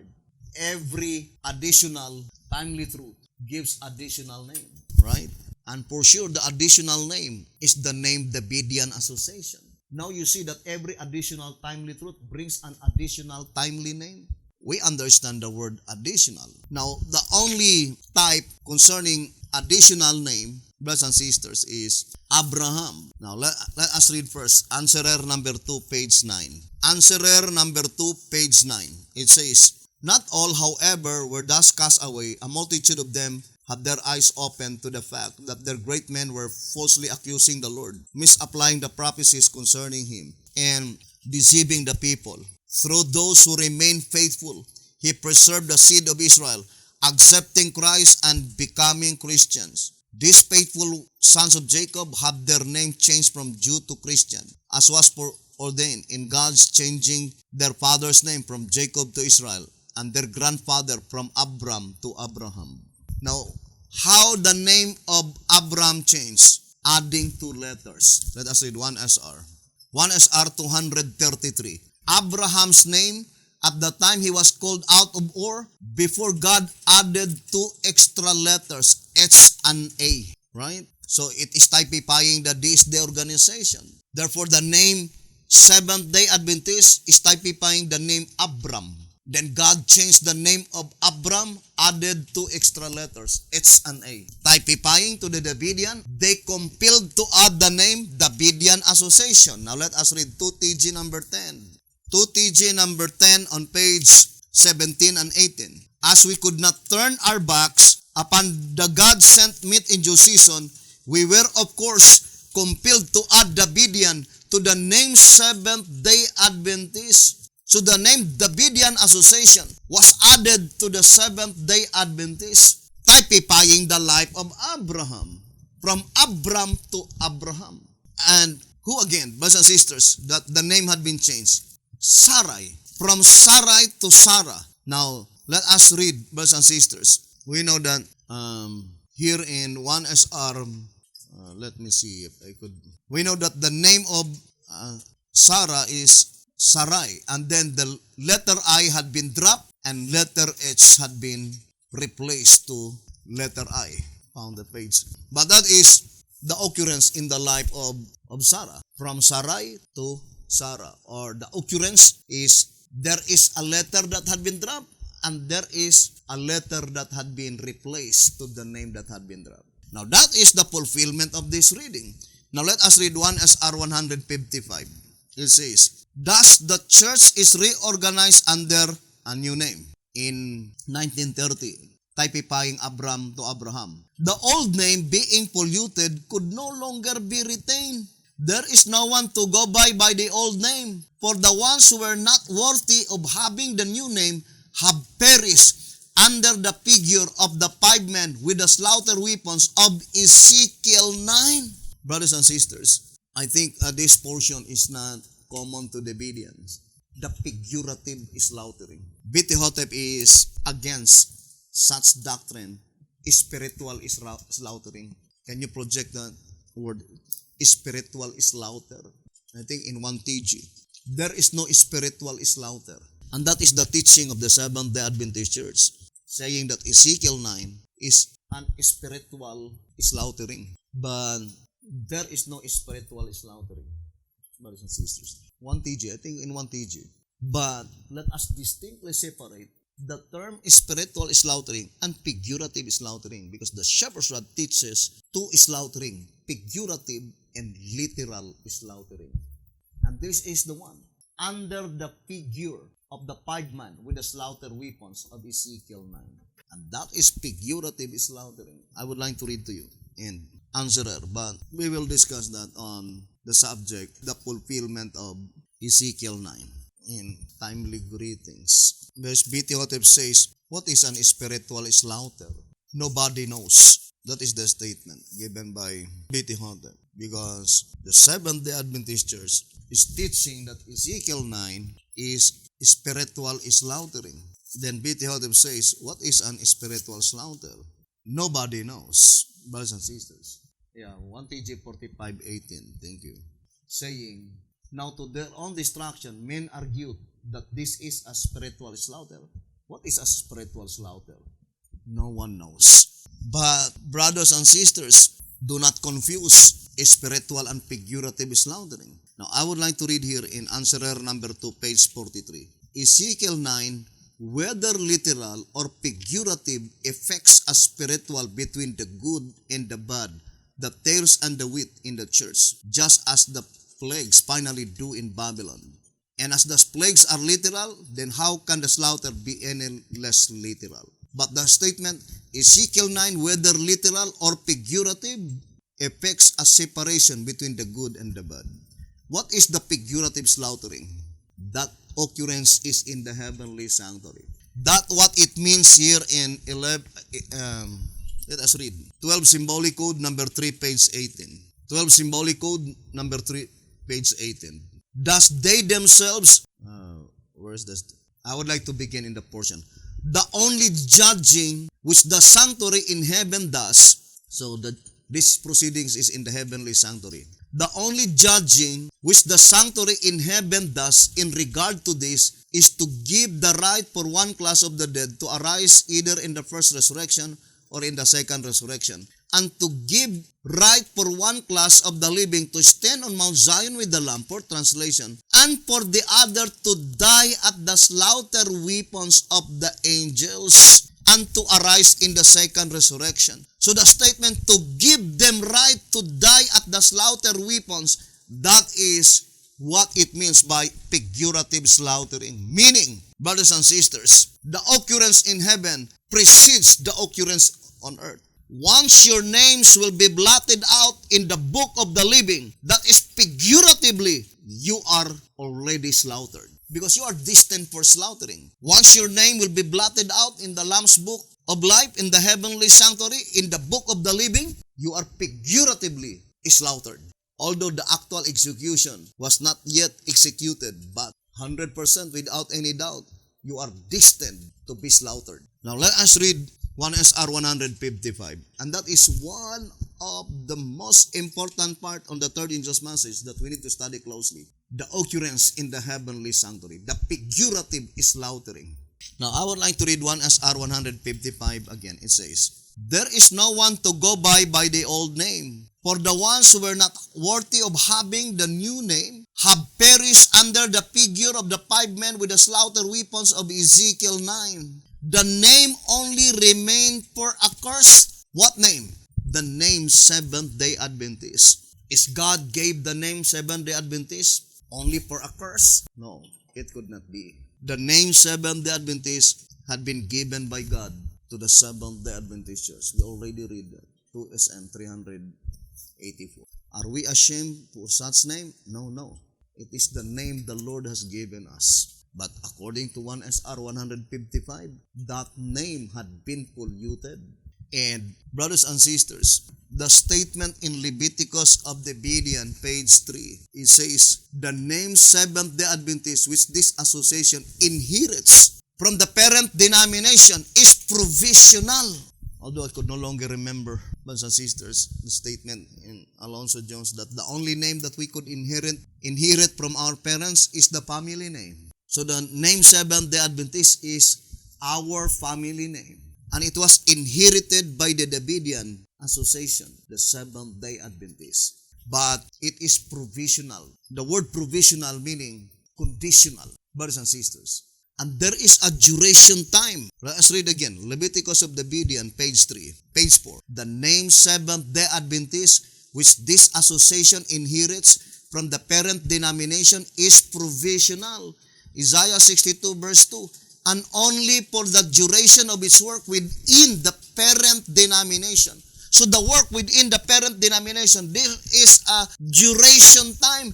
The same with the event that there is a duration time in staying in Egypt. No, you would not stay in Egypt forever. No, you would not go into the Seventh-day Adventist Church sighing and crying forever. There is a duration time. Now, I would like to read 1SR, page 100 and 101. 1SR, pages 100 and 101. It says, new name given to the church. And unto the angel of the church of the Laodicean writes, I know thy works, that thou art neither cold nor hot. I would thou wert cold or hot. So then, because thou art lukewarm, and neither cold nor hot, I will spew thee out of my mouth. Revelation 3, verse 14 to 16. Note that the existence of the present name, Seventh-day Adventist, is conditional. It could not be, brothers and sisters, when God gave the name Seventh-day Adventist in 1844. That is the period of time by which the name is conditional. No, it is in the time when the Davidian Association inherited the name of the family name Seventh-day Adventist, and while they inherited that name, that is conditional. And it says, note that the existence of the present name Seventh-day Adventist is conditional. Otherwise, the name will be spewed out of his mouth. We already read into Symbolic Code number 10, page 6, that in 1930, although the Seventh-day Adventist Church had been demoted, but it did not yet cast out. To Symbolic Code number 10, page 6, demoted but not yet cast out. When would be the predicted time by which the Seventh-day Adventist Church will be cast out? It is illustrated to King Saul. Because in tract number 8, pages 47 and page 48, it says, why David a type? Inevitably because he is the only one who perfectly fits the antitype, the leadership in the time of the loud cry of the third angel's message. This being so, then it necessarily follows that Saul, the first king who reigned over Israel and who was largely responsible for the early experience of David's life, is a type of the church leadership in the period preceding the loud cry, the leadership which was raised up in 1844. Tract number 8, page 47 and 48. What leadership that was raised up in 1844? The Seventh-day Adventist Church. That is the antitypical soul. And look at the statement in the Old Symbolic Code, brothers and sisters. Here in Old Symbolic Code, it says, 1 Symbolic Code number 6, page 9. 1 Symbolic Code number 6, page 9. I would like to read a portion. Therefore, after the first and second angels' messages were presented to the people at that time, their probation closed and their destinies were unalterably fixed either for eternal life or eternal death, as was the case with Saul, king of Israel. One symbolic code, number 6, page 9. When would be the antitypical Saul will be rejected? After the first and second angels' messages will be presented to the people. For sure, it must be pointing to the presentation of the first and second angels' messages in the judgment that pertains to the living. Now, brothers and sisters, why David a type? In track number 8, page 47 and 48. Because he is the only one that perfectly fits the antitype, the leadership in the time of the loud cry of the third angel's message. We several times read the statement in 2 symbolic code number 10 on page 4 saying, consequently, the church from 1844 to the close of provision is divided into two sections, the church before the loud cry and the church in the time of the loud cry, the latter of which will, by comparison, be far superior to the former in spirituality.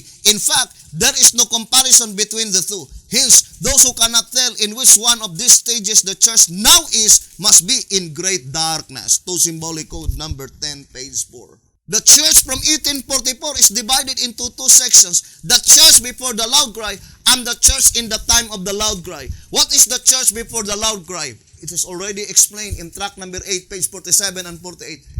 Antitypical soul. Who is the church in the time of the loud cry? The house of David. And what is the statement in the old symbolic code? It says here, brothers and sisters, old symbolic code on 9 symbolic code 1 to 12, page 3. 9 symbolic code 1 to 12, page 3.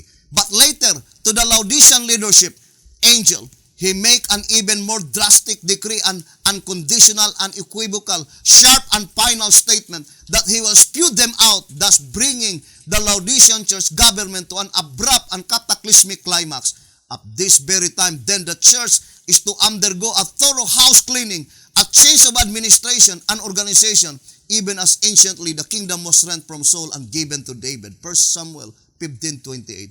And this example from the history of Israel becomes even more impressive when one compares the circumstances surrounding the 7 churches with the selection of David, the 8th son of Jesse, was completely left out of consideration until his 7 brothers had been tested one by one. 9 symbolic code 1 to 12, page 3. In answerer number 1, page 32 and page 33, the same statement. It says here, brothers and sisters, let us read one.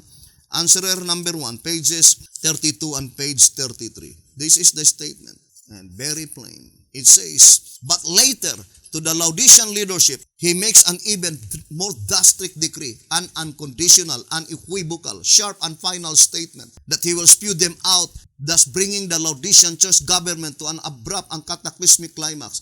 At this very time, then the church is to undergo a thorough house cleaning, a change of administration and organization, even as anciently the kingdom was rent from Saul and given to David. 1 Samuel 15:28.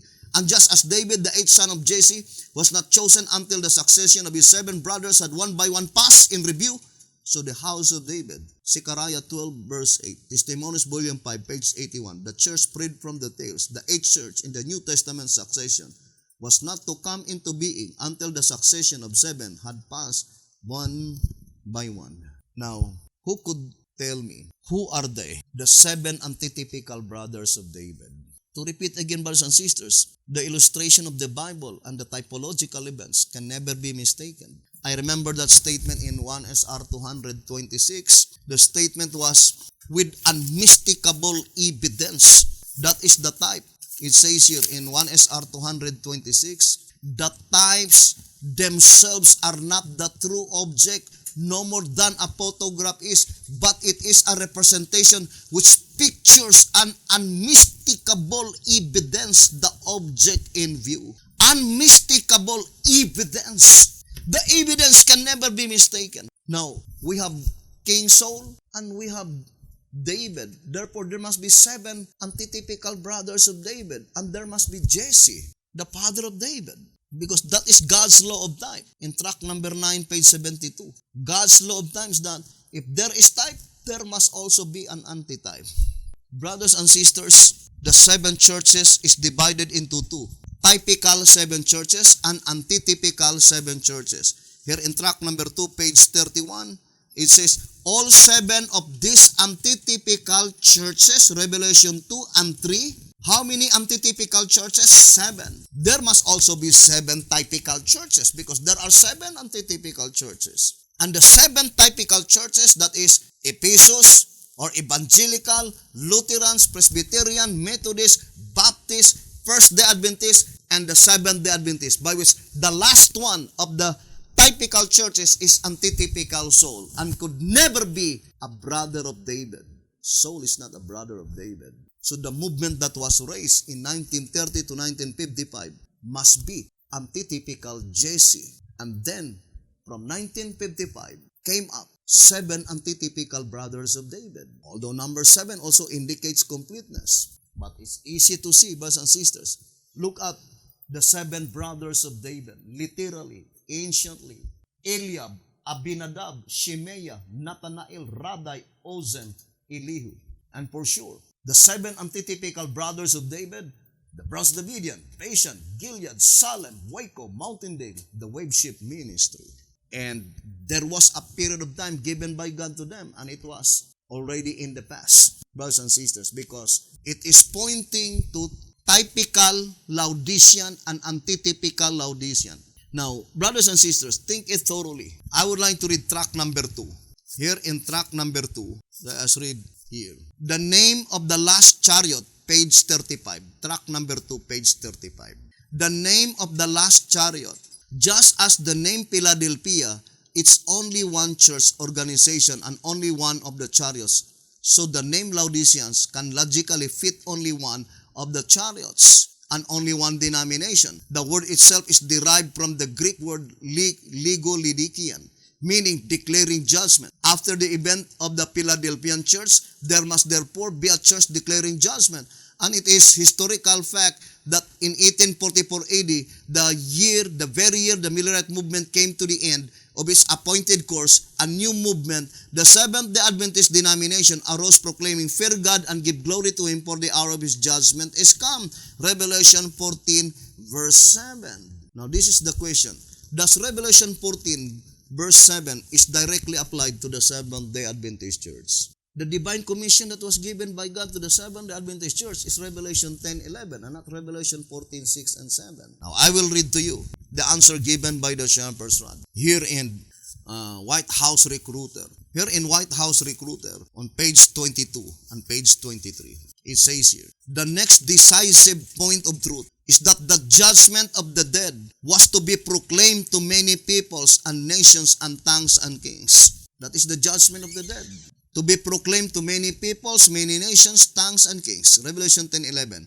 Mark the word many. It never means all and never means every. Since this verse of scripture foretells the expansion of the named out group and message, it will highly repay each one carefully to examine what Revelation 10 verse 11 says on the subject. You dare not add to the word nor subtract from it. Then compare it with the 6 scriptures to follow, foretelling the expansion of the 11th hour group and message, and you will have the whole truth in reference to the finishing of the work. Now that the time has finally come for the Lord to recruit His 11th hour servants, this priceless parable is unfolded, and for the first time, it is plainly seen that whereas the judgment of the dead was to be proclaimed to many nations and people, the judgment of the living is to be proclaimed to all nations and to every people on earth. Here is what inspiration itself says. And I saw another angel fly in the midst of heaven, having the everlasting gospel to preach unto them that dwell on the earth, and to every nation and kindred and tongue and people, saying with a loud voice, Fear God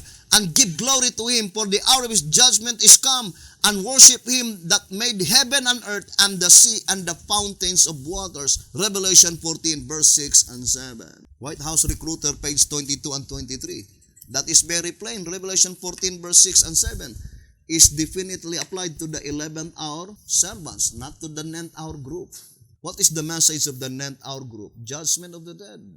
Who are they? The candidates to be a part of the 11th hour group. Answerer number 1, page 68.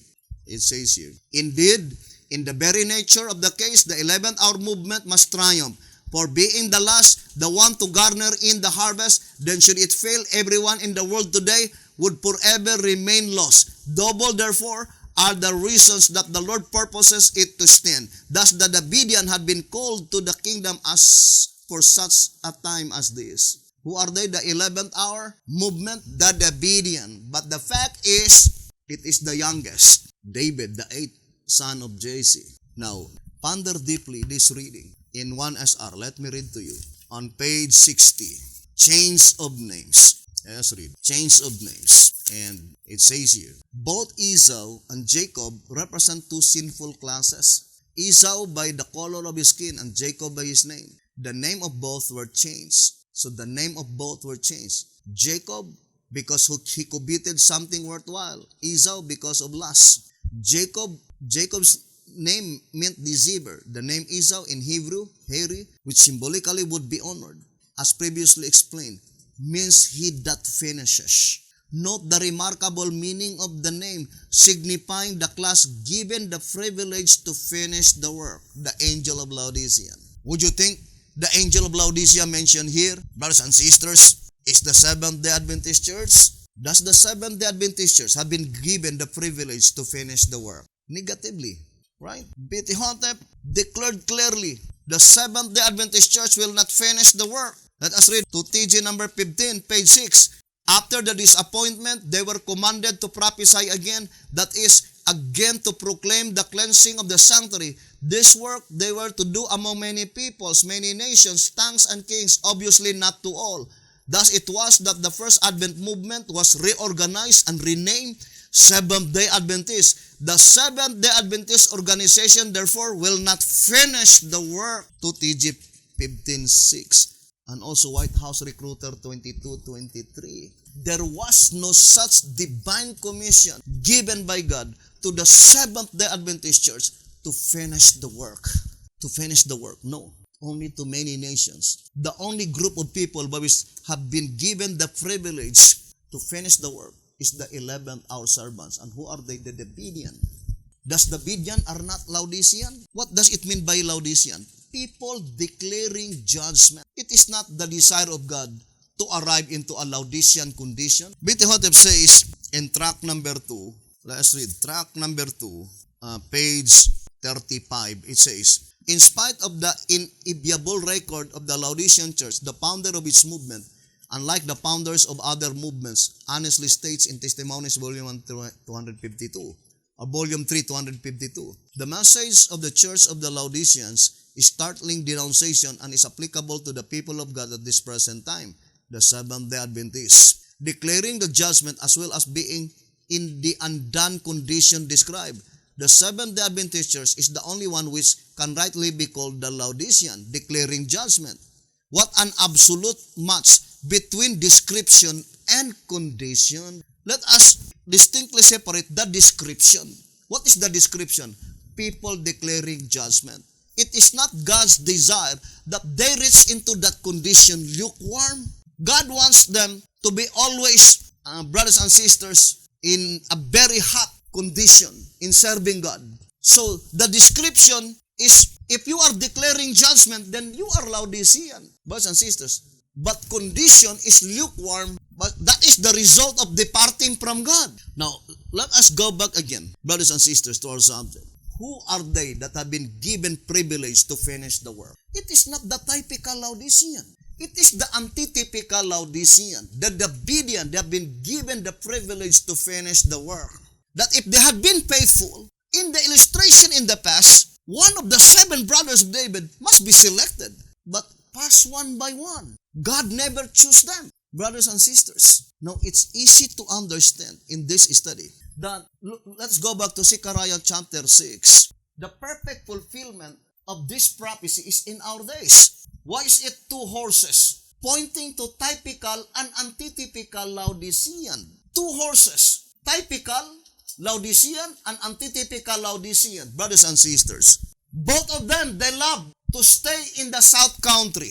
Who are they, the bay horses? The house of David. Why is it that 2 bay horses? We'll explain that later, brothers and sisters. But to repeat again, the bay horses is the house of David.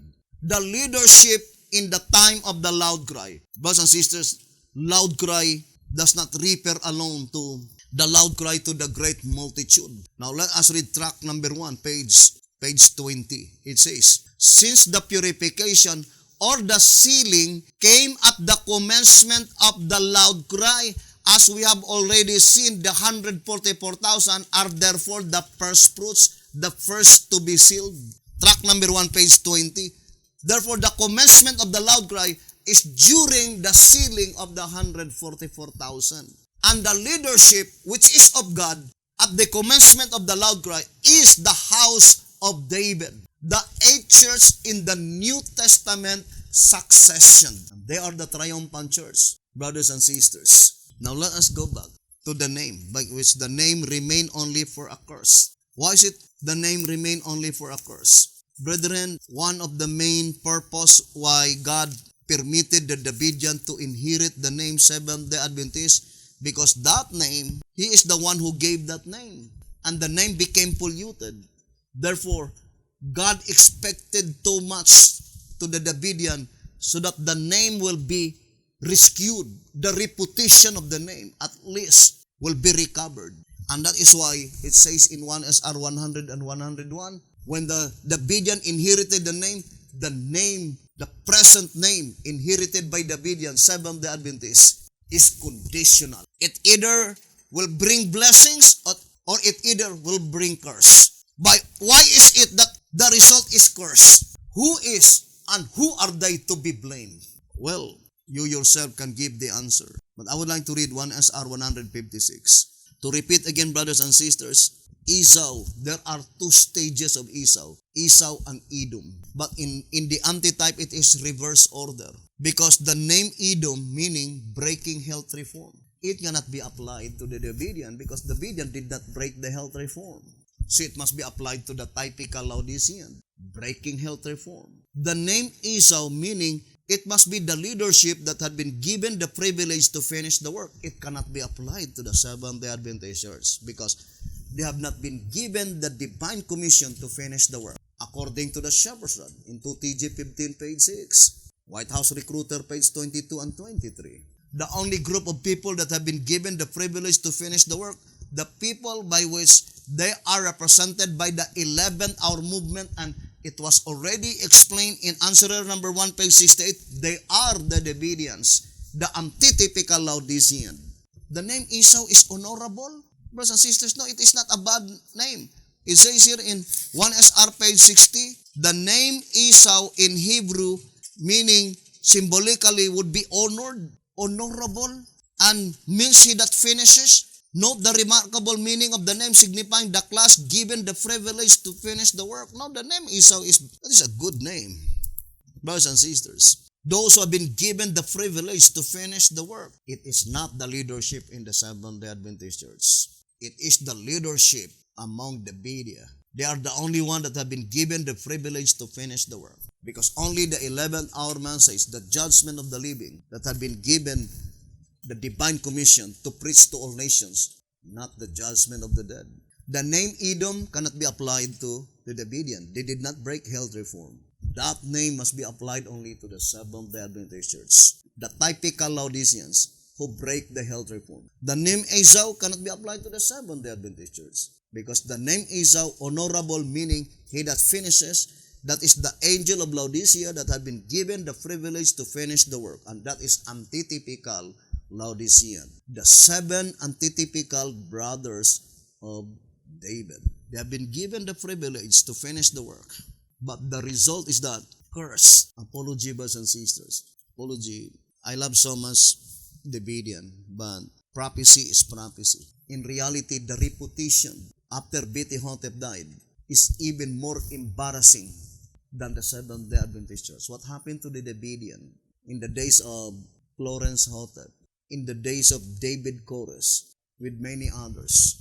What happened? It is even more embarrassing than the Seventh-day Adventists. Brothers and sisters, the statement in 2SR, here in 2SR, page 93 and 94, since the history of the church is such, and the last section, Laodiceans, is in a worse condition. What is the word worse? That is adjective. Adjective has 3 degrees of comparison. The first one is positive degree. The second one is comparative degree. The third one is superlative degree.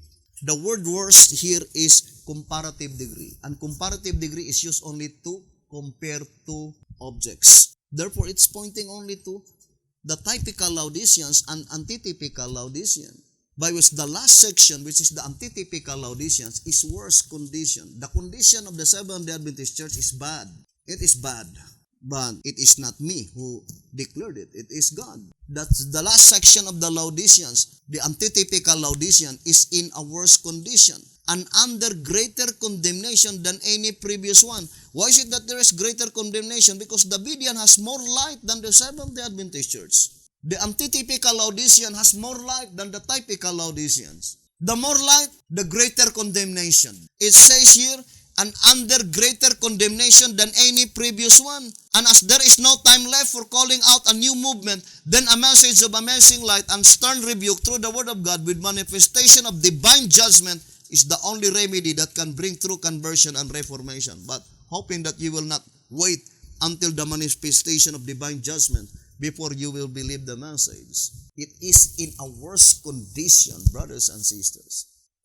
Forgive me and apology, brothers and sisters, but the term padlock, brothers and sisters, barricaded, is more applied to the Berean because in our experience, it is more easier to approach Seventh-day Adventist denomination than the Berean. And it's really hard to imagine that supposed to be, of all the people in the world, the Berean is the most open-minded. But that is not the reality, brothers and sisters. We could think that their doctrines is firmly established by thus saith the Lord. You will not be afraid any discussion. You will not be afraid any investigation. But you cannot approach the Waco advocators. Even one of their representative in America, and he is the VP, the Vice President at that time, visited in our country. He is not interested to study the shepherd's rod. Would you think it is not hypocrisy? Brothers and sisters, he is not interested. Even we are more than 200 here because he knoweth that his standing cannot stand with investigation. He is afraid. Why co-advocators are afraid, brothers and sisters? They knew that their standing cannot stand with thus saith the Lord. And this statement, brothers and sisters, I would like to read that consequently, White House Recruiter, page 57, consequently, ere long the tight closed gates now bolted, barred, and barricaded against heaven rescuers with provisions of truth meet in due season for the captive flock will suddenly fall open as the walls come tumbling down Jericho like at the recruiter's seventh round and trumpet blast. Then all God's hidden ones will be gloriously disclosed to view. White House Recruiter, page 57. This statement is even more applied to the Berean because they closed their gates so tightly, bolted, barred, and barricaded. Brothers and sisters, very prejudiced. That's why they are super Laodicea. I remember the statement in 2TG number 24. Let me read to you. 2TG number 24 on page 21. I think this statement is more definitely applied in our days. Laodiceanism today, is in a worse situation than any people at any other time. For by protesting that there is no need of prophets, no need of more truth, they have already rejected them. Yes, actually killed them. If they expected no more truth, and if Jesus Christ himself should come with more truth, would they not crucify him also? I know that I am not making as rash statement, not exaggerating either, and I also know that the Bible will sustain me in what I am saying, else I would not say it. 2TG 24, page 21. Here in 1SR, page 156, it says, the last part of the preceding chapter speaks of the holy people, the redeemed of the Lord. The first part of this chapter concerns those who have rejected the Lord, those who are to leave the name for a curse. Who are they? Because the statement to leave the name, meaning to the people by which the name had been given to them. They inherited the name. It must be pointing to the daughter, not to the mother. Brothers and sisters, it says, those who are to leave the name for a curse. To them, the day of vengeance has come. The picture is not pleasant one to look at, but it is true. It is God's strange work. Edom is another name for Esau. Therefore, here, brothers and sisters, there are two classes of people here mentioned, Edom and Esau. Edom is the typical Laodicean, those who break health reform. But Esau, those people that have been given the privilege to finish the work. But, brothers and sisters, they were unfaithful. Think it thoroughly, my dear brothers and sisters. If you will listen to our subject, the antitypical Passover, we will prove to you by the set the Lord that event, antitypical Passover, will be fulfilled this 2020 and 2021. Well, some Davidian says, don't believe them because they already set the dates and nothing happened. Yes, we don't deny it because that is the time of delay. It is God's purpose that God's people will experience delay. It can be applied to William Miller because in 11 Symbolic Code 12 page 9 it says, there was no delay for them. The result is great disappointment, bitter disappointment. Therefore, the parable in Matthew 25 is directly applied to the saints that will no longer to taste death. And God intimates delays in that parable. They will experience delays. You can project volume 2, 192, when God showed a company of people, one group of people, by which they experience delays. The Lord intimates delays. How many delays? 3. First watch, second watch, and third watch. Because in the parable in Mark 13, it is illustrated 4 watches. Are at even, midnight, cock-crowing, or morning? But it says it is in the morning. And the prophet says there are 3 in that parable. There are 3 periods of delays. The period represented by even, the period represented by midnight, the period represented by cock-crowing.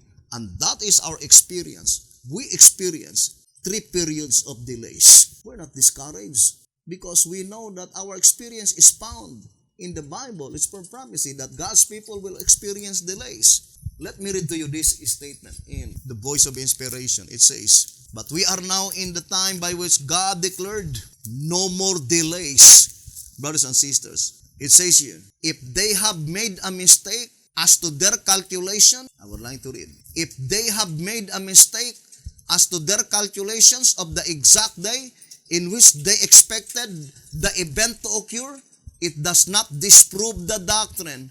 It only subjects them to greater trials and urges them to exhort one another, and so much the more as they see the day approaching. It does not disprove the doctrine.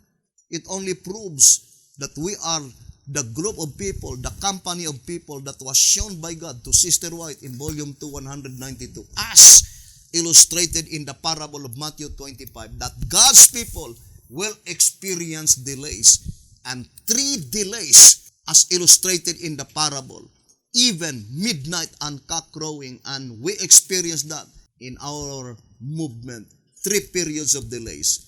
But we are now, brothers and sisters, in the last period when God Himself declared there will be no more delay and the prophecy will be fulfilled. Brothers and sisters, this is the last reading that I would like to read to you. Track number 2, page 19. It says here, do not, my brethren, say, the vision that he said is for many days to come, and he prophesied of the times that are far off, for the days are at hand, and the effect of every vision. Ezekiel 12, verse 27 and 23. I would like to read again. Do not, my brethren, say, the vision that he said is for many days to come, and he prophesied of the times that are far off, for the days are at hand, and the effect of every vision. Do not forget, brothers and sisters, when would be the time by which God rejected Saul as king of Israel? After the 7 brothers of David had been reviewed one by one, passed one by one. And in the antitype, after the 7 antitypical brothers of antitypical David will be passed one by one. When Samuel visit the house of Jesse, the 7 brothers is in the vineyard. But at that time, David was not in the vineyard. David was in the wilderness. Exactly, perfectly typifying in the antitypical fulfillment. But the most important part is the statement in 1 Symbolic Code, number 6, page 9, that antitypical soul will be rejected after the first and the second angel's message will be proclaimed, will be presented. Remember, in early writings, let us read again, brothers and sisters, early writings, which is the climactic proclamation in Zechariah chapter 6, verse 8. Let us read early writings, page 249. Those who rejected and opposed the light of the first angel's message lost the light of the second and could not be benefited by the power and glory which attended the message. Behold, the bridegroom cometh. This statement cannot be applied in the days of William Miller because according to 2SR 181 and 182, the arrangement is that the proclamation, the first angel's message, brothers and sisters, and then the proclamations of the coming of the bridegroom, and then the proclamation of second angel's message in 1844, which is contrary to the proper application of the parable, 2SR 182. Contrary to the proper application of the parable. Because the proper application of the parable is that there must be first angel's message, and then second angel's message, and then the midnight cry. And those who reject the first and the second angel's message, brothers and sisters, they will not be benefited by the message of the midnight cry. What is the message of the midnight cry? That is the proclamation of the third angel's message. Now let me read to you early writings, page 260 and 261. Those who rejected the first message could not be benefited by the second, neither were they be benefited by the midnight cry, which was to prepare them to enter with Jesus by faith into the most holy place of the heavenly sanctuary. Figuratively, bringing their names into the most holy place. Let us read 2SR page 241. It says, 2SR 241. Therefore, the prophecy by Enoch commenced its fulfillment in 1844, at which time the Lord came with the names and records of those who are sleeping in the grave. And when the investigation of the dead is finished, then he comes with the names of the living saints, first with the 144,000, 2SR 241. Brothers and sisters, Jesus Christ will return to the most holy place, bringing the names of the living saints, 144,000. Only those who accepted the first, the second, and the midnight cry proclamation. Why is it that the prophet says in early writings 249 that unless you will understand the first and second angel's message, you could never be benefited by the midnight cry? Because, brothers and sisters, the midnight cry will not originate in the United States of America. Why? It was proclaimed by the second angel's message that God's Spirit have been quieted in the North Country. Now, let us read track number 2. Here in track number 2, let us read track number 2, page 29 and page 30. It says, the concluding revelation is, behold, this that go toward the north country have quieted my spirit in the north country. Zechariah 6 verse 8. After the warning message by the Millerite movement had been rejected by the churches, in fulfillment of the words, have quieted my spirit in the north country, God withdrew his spirit from them. In evidence of this, the second angel announced, Babylon is fallen. Revelation 14:8. Brothers and sisters, the Great Controversy, page 391. It says, Great Controversy, page 391. This is the statement given by 390 rather. The Great Controversy 390. The second angel's message of Revelation 14 was first preached in the summer of 1844, and it then had a more direct application to the churches of the United States, where the warning of the judgment had been most widely proclaimed and most generally rejected. And it says here in the next paragraph, the Bible declares that before the coming of the Lord, Satan will work with all powers and signs and lying wonders and with all deceivableness of unrighteousness. And they that receive not the love of the truth, that they might be saved, will be left to receive strong delusion, that they should believe a lie. 2 Thessalonians chapter 2, verse 9 to 11. Not until this condition shall be reached, and the union of the church will with the world shall be fully accomplished throughout Christendom, will the fall of Babylon be complete. The change is a progressive one, and the perfect fulfillment of Revelation 14:8 is yet future. That is very, very plain. 390, it is still future, and it is directly applied to the United States of America. To repeat again, there is two proclamation of Revelation 14:8. First, to the old world, typifying the antediluvian world. The second proclamation is the new world, typifying the post-diluvian world, according to 2 SR 245. And that is the fulfillment of 2TG 22:22. Now let us read 2TG number 22, page 22. It says, God's Spirit having been silenced in the north country. What is the north country? Babylon. And that is the two-horned beast. I would like to read to you. Why is it that is the two-horned beast? Because it points out to the fourth chariot. It says, to symbolic code number 1, page 8. As the fulfillment of this prophecy is yet future, we cannot now tell who will then be the head, king of the north, of this prophetic nation, modern Babylon, that is symbolized by the two-horned beast. Now let us read again. 2TG 22:22. God's Spirit having been silenced in the north country must denote that the messages of God in the north country were generally rejected, especially the one of the fourth chariot. It did not say, especially the one of the four chariots. No. One of the fourth chariot. Meaning the fourth chariot, track number 234, Laodicean. And it is two Laodiceans, typical and antitypical. That is the two grizzled horses. So one of this grizzled horse, the causes of God's Spirit that have been quieted in the north country. And we will discuss that to our next episode. But the most important thing, brothers and sisters, it says here, especially the one of the fourth chariot, which caused the Spirit of truth to turn away and to bring truth no more through them.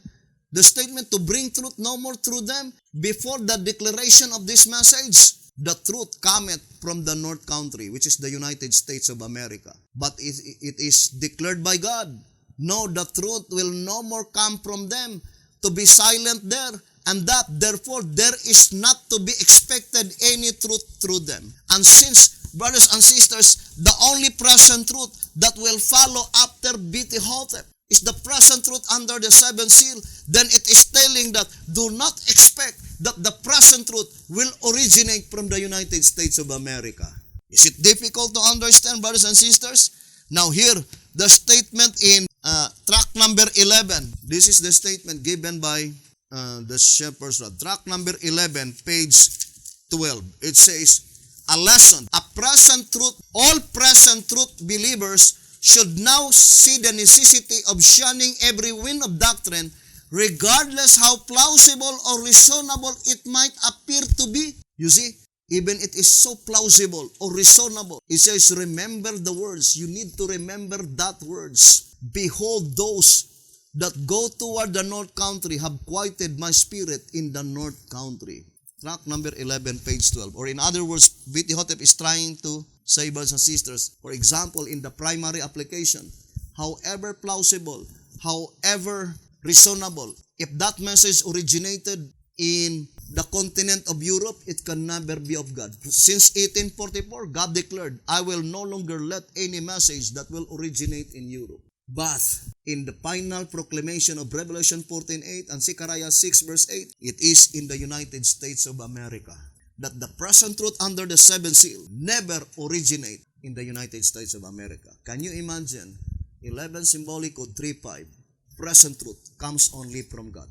And how could it be that the present truth will originate in America when God Himself declared, I will no longer send any truth from that country? So the last present truth that originated in America is the truth that had been given by God to BT Hotep. Think it thoroughly, brothers and sisters. The message, it says in 2TG number 9, I would like to read here page 4, 2TG number 9, page 4.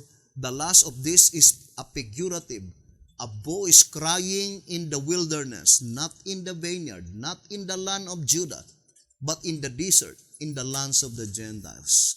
So the last message must be a message crying in the wilderness, not in the vineyard. What is the vineyard? Track number 12, page 43. This is the vineyard. It says, track number 12, page 43. Let's read the statement. Vineyard, it says, to begin with, we see from this scripture that the woman left her vineyard, Palestine. What is the vineyard? Palestine. 1SR, page 157 and 158. The people shall hear, 157, 158 in 1SR. The people shall hear and be afraid. Sorrow shall take hold of the inhabitants of Palestina. It says, Dukes of Edom shall be amazed. The mighty men of Moab, trembling shall take hold upon them. All the inhabitants of Canaan shall melt away. Fear and dread shall fall upon them. By the greatness of thine arm, they shall be as still as a stone. Till thy people pass over, O Lord, till the people pass over which thou hast purchased. The land of Canaan represents the land into which the church at this present time came into existence, namely the United States of America. The name Palestina means lands of strangers. United States is composed of strangers, people from many nations and races. Dukes of Edom refers to the same class as those mentioned in Isaiah 63 as previously explained. The name Moab means progenitor or forefathers. So, the modern Palestine, which is the vineyard, is United States of America. But the last message will not originate in the vineyard, but in the wilderness. Brethren, to repeat again, try to read Isaiah 59 verse 16. But it was attached by B.T. Hotep in 1SR 150 and also 1SR 219 saying, the great apostasy is Isaiah 59:16, Isaiah 63:5, and Micah 7 verse 5. And Sister White, very plain, in volume 1, 355, that Isaiah 58, Isaiah 59, and Jeremiah 14 is pointing to our nation, United States of America. And the statement Isaiah 59:16, there was no man, meaning there was no inspired servant in the United States of America. And we are now in that fulfillment of the prophecy. Hoping the good Lord will bless you, brothers and sisters, and we'll continue this subject on our next episode, and hoping you will watch all our subjects because it is a life and death matter, and soon, very soon, the prophecies that we're studying will be fulfilled in quick succession. Thank you very much for listening and viewing this program. May the good Lord bless you and have a wonderful evening.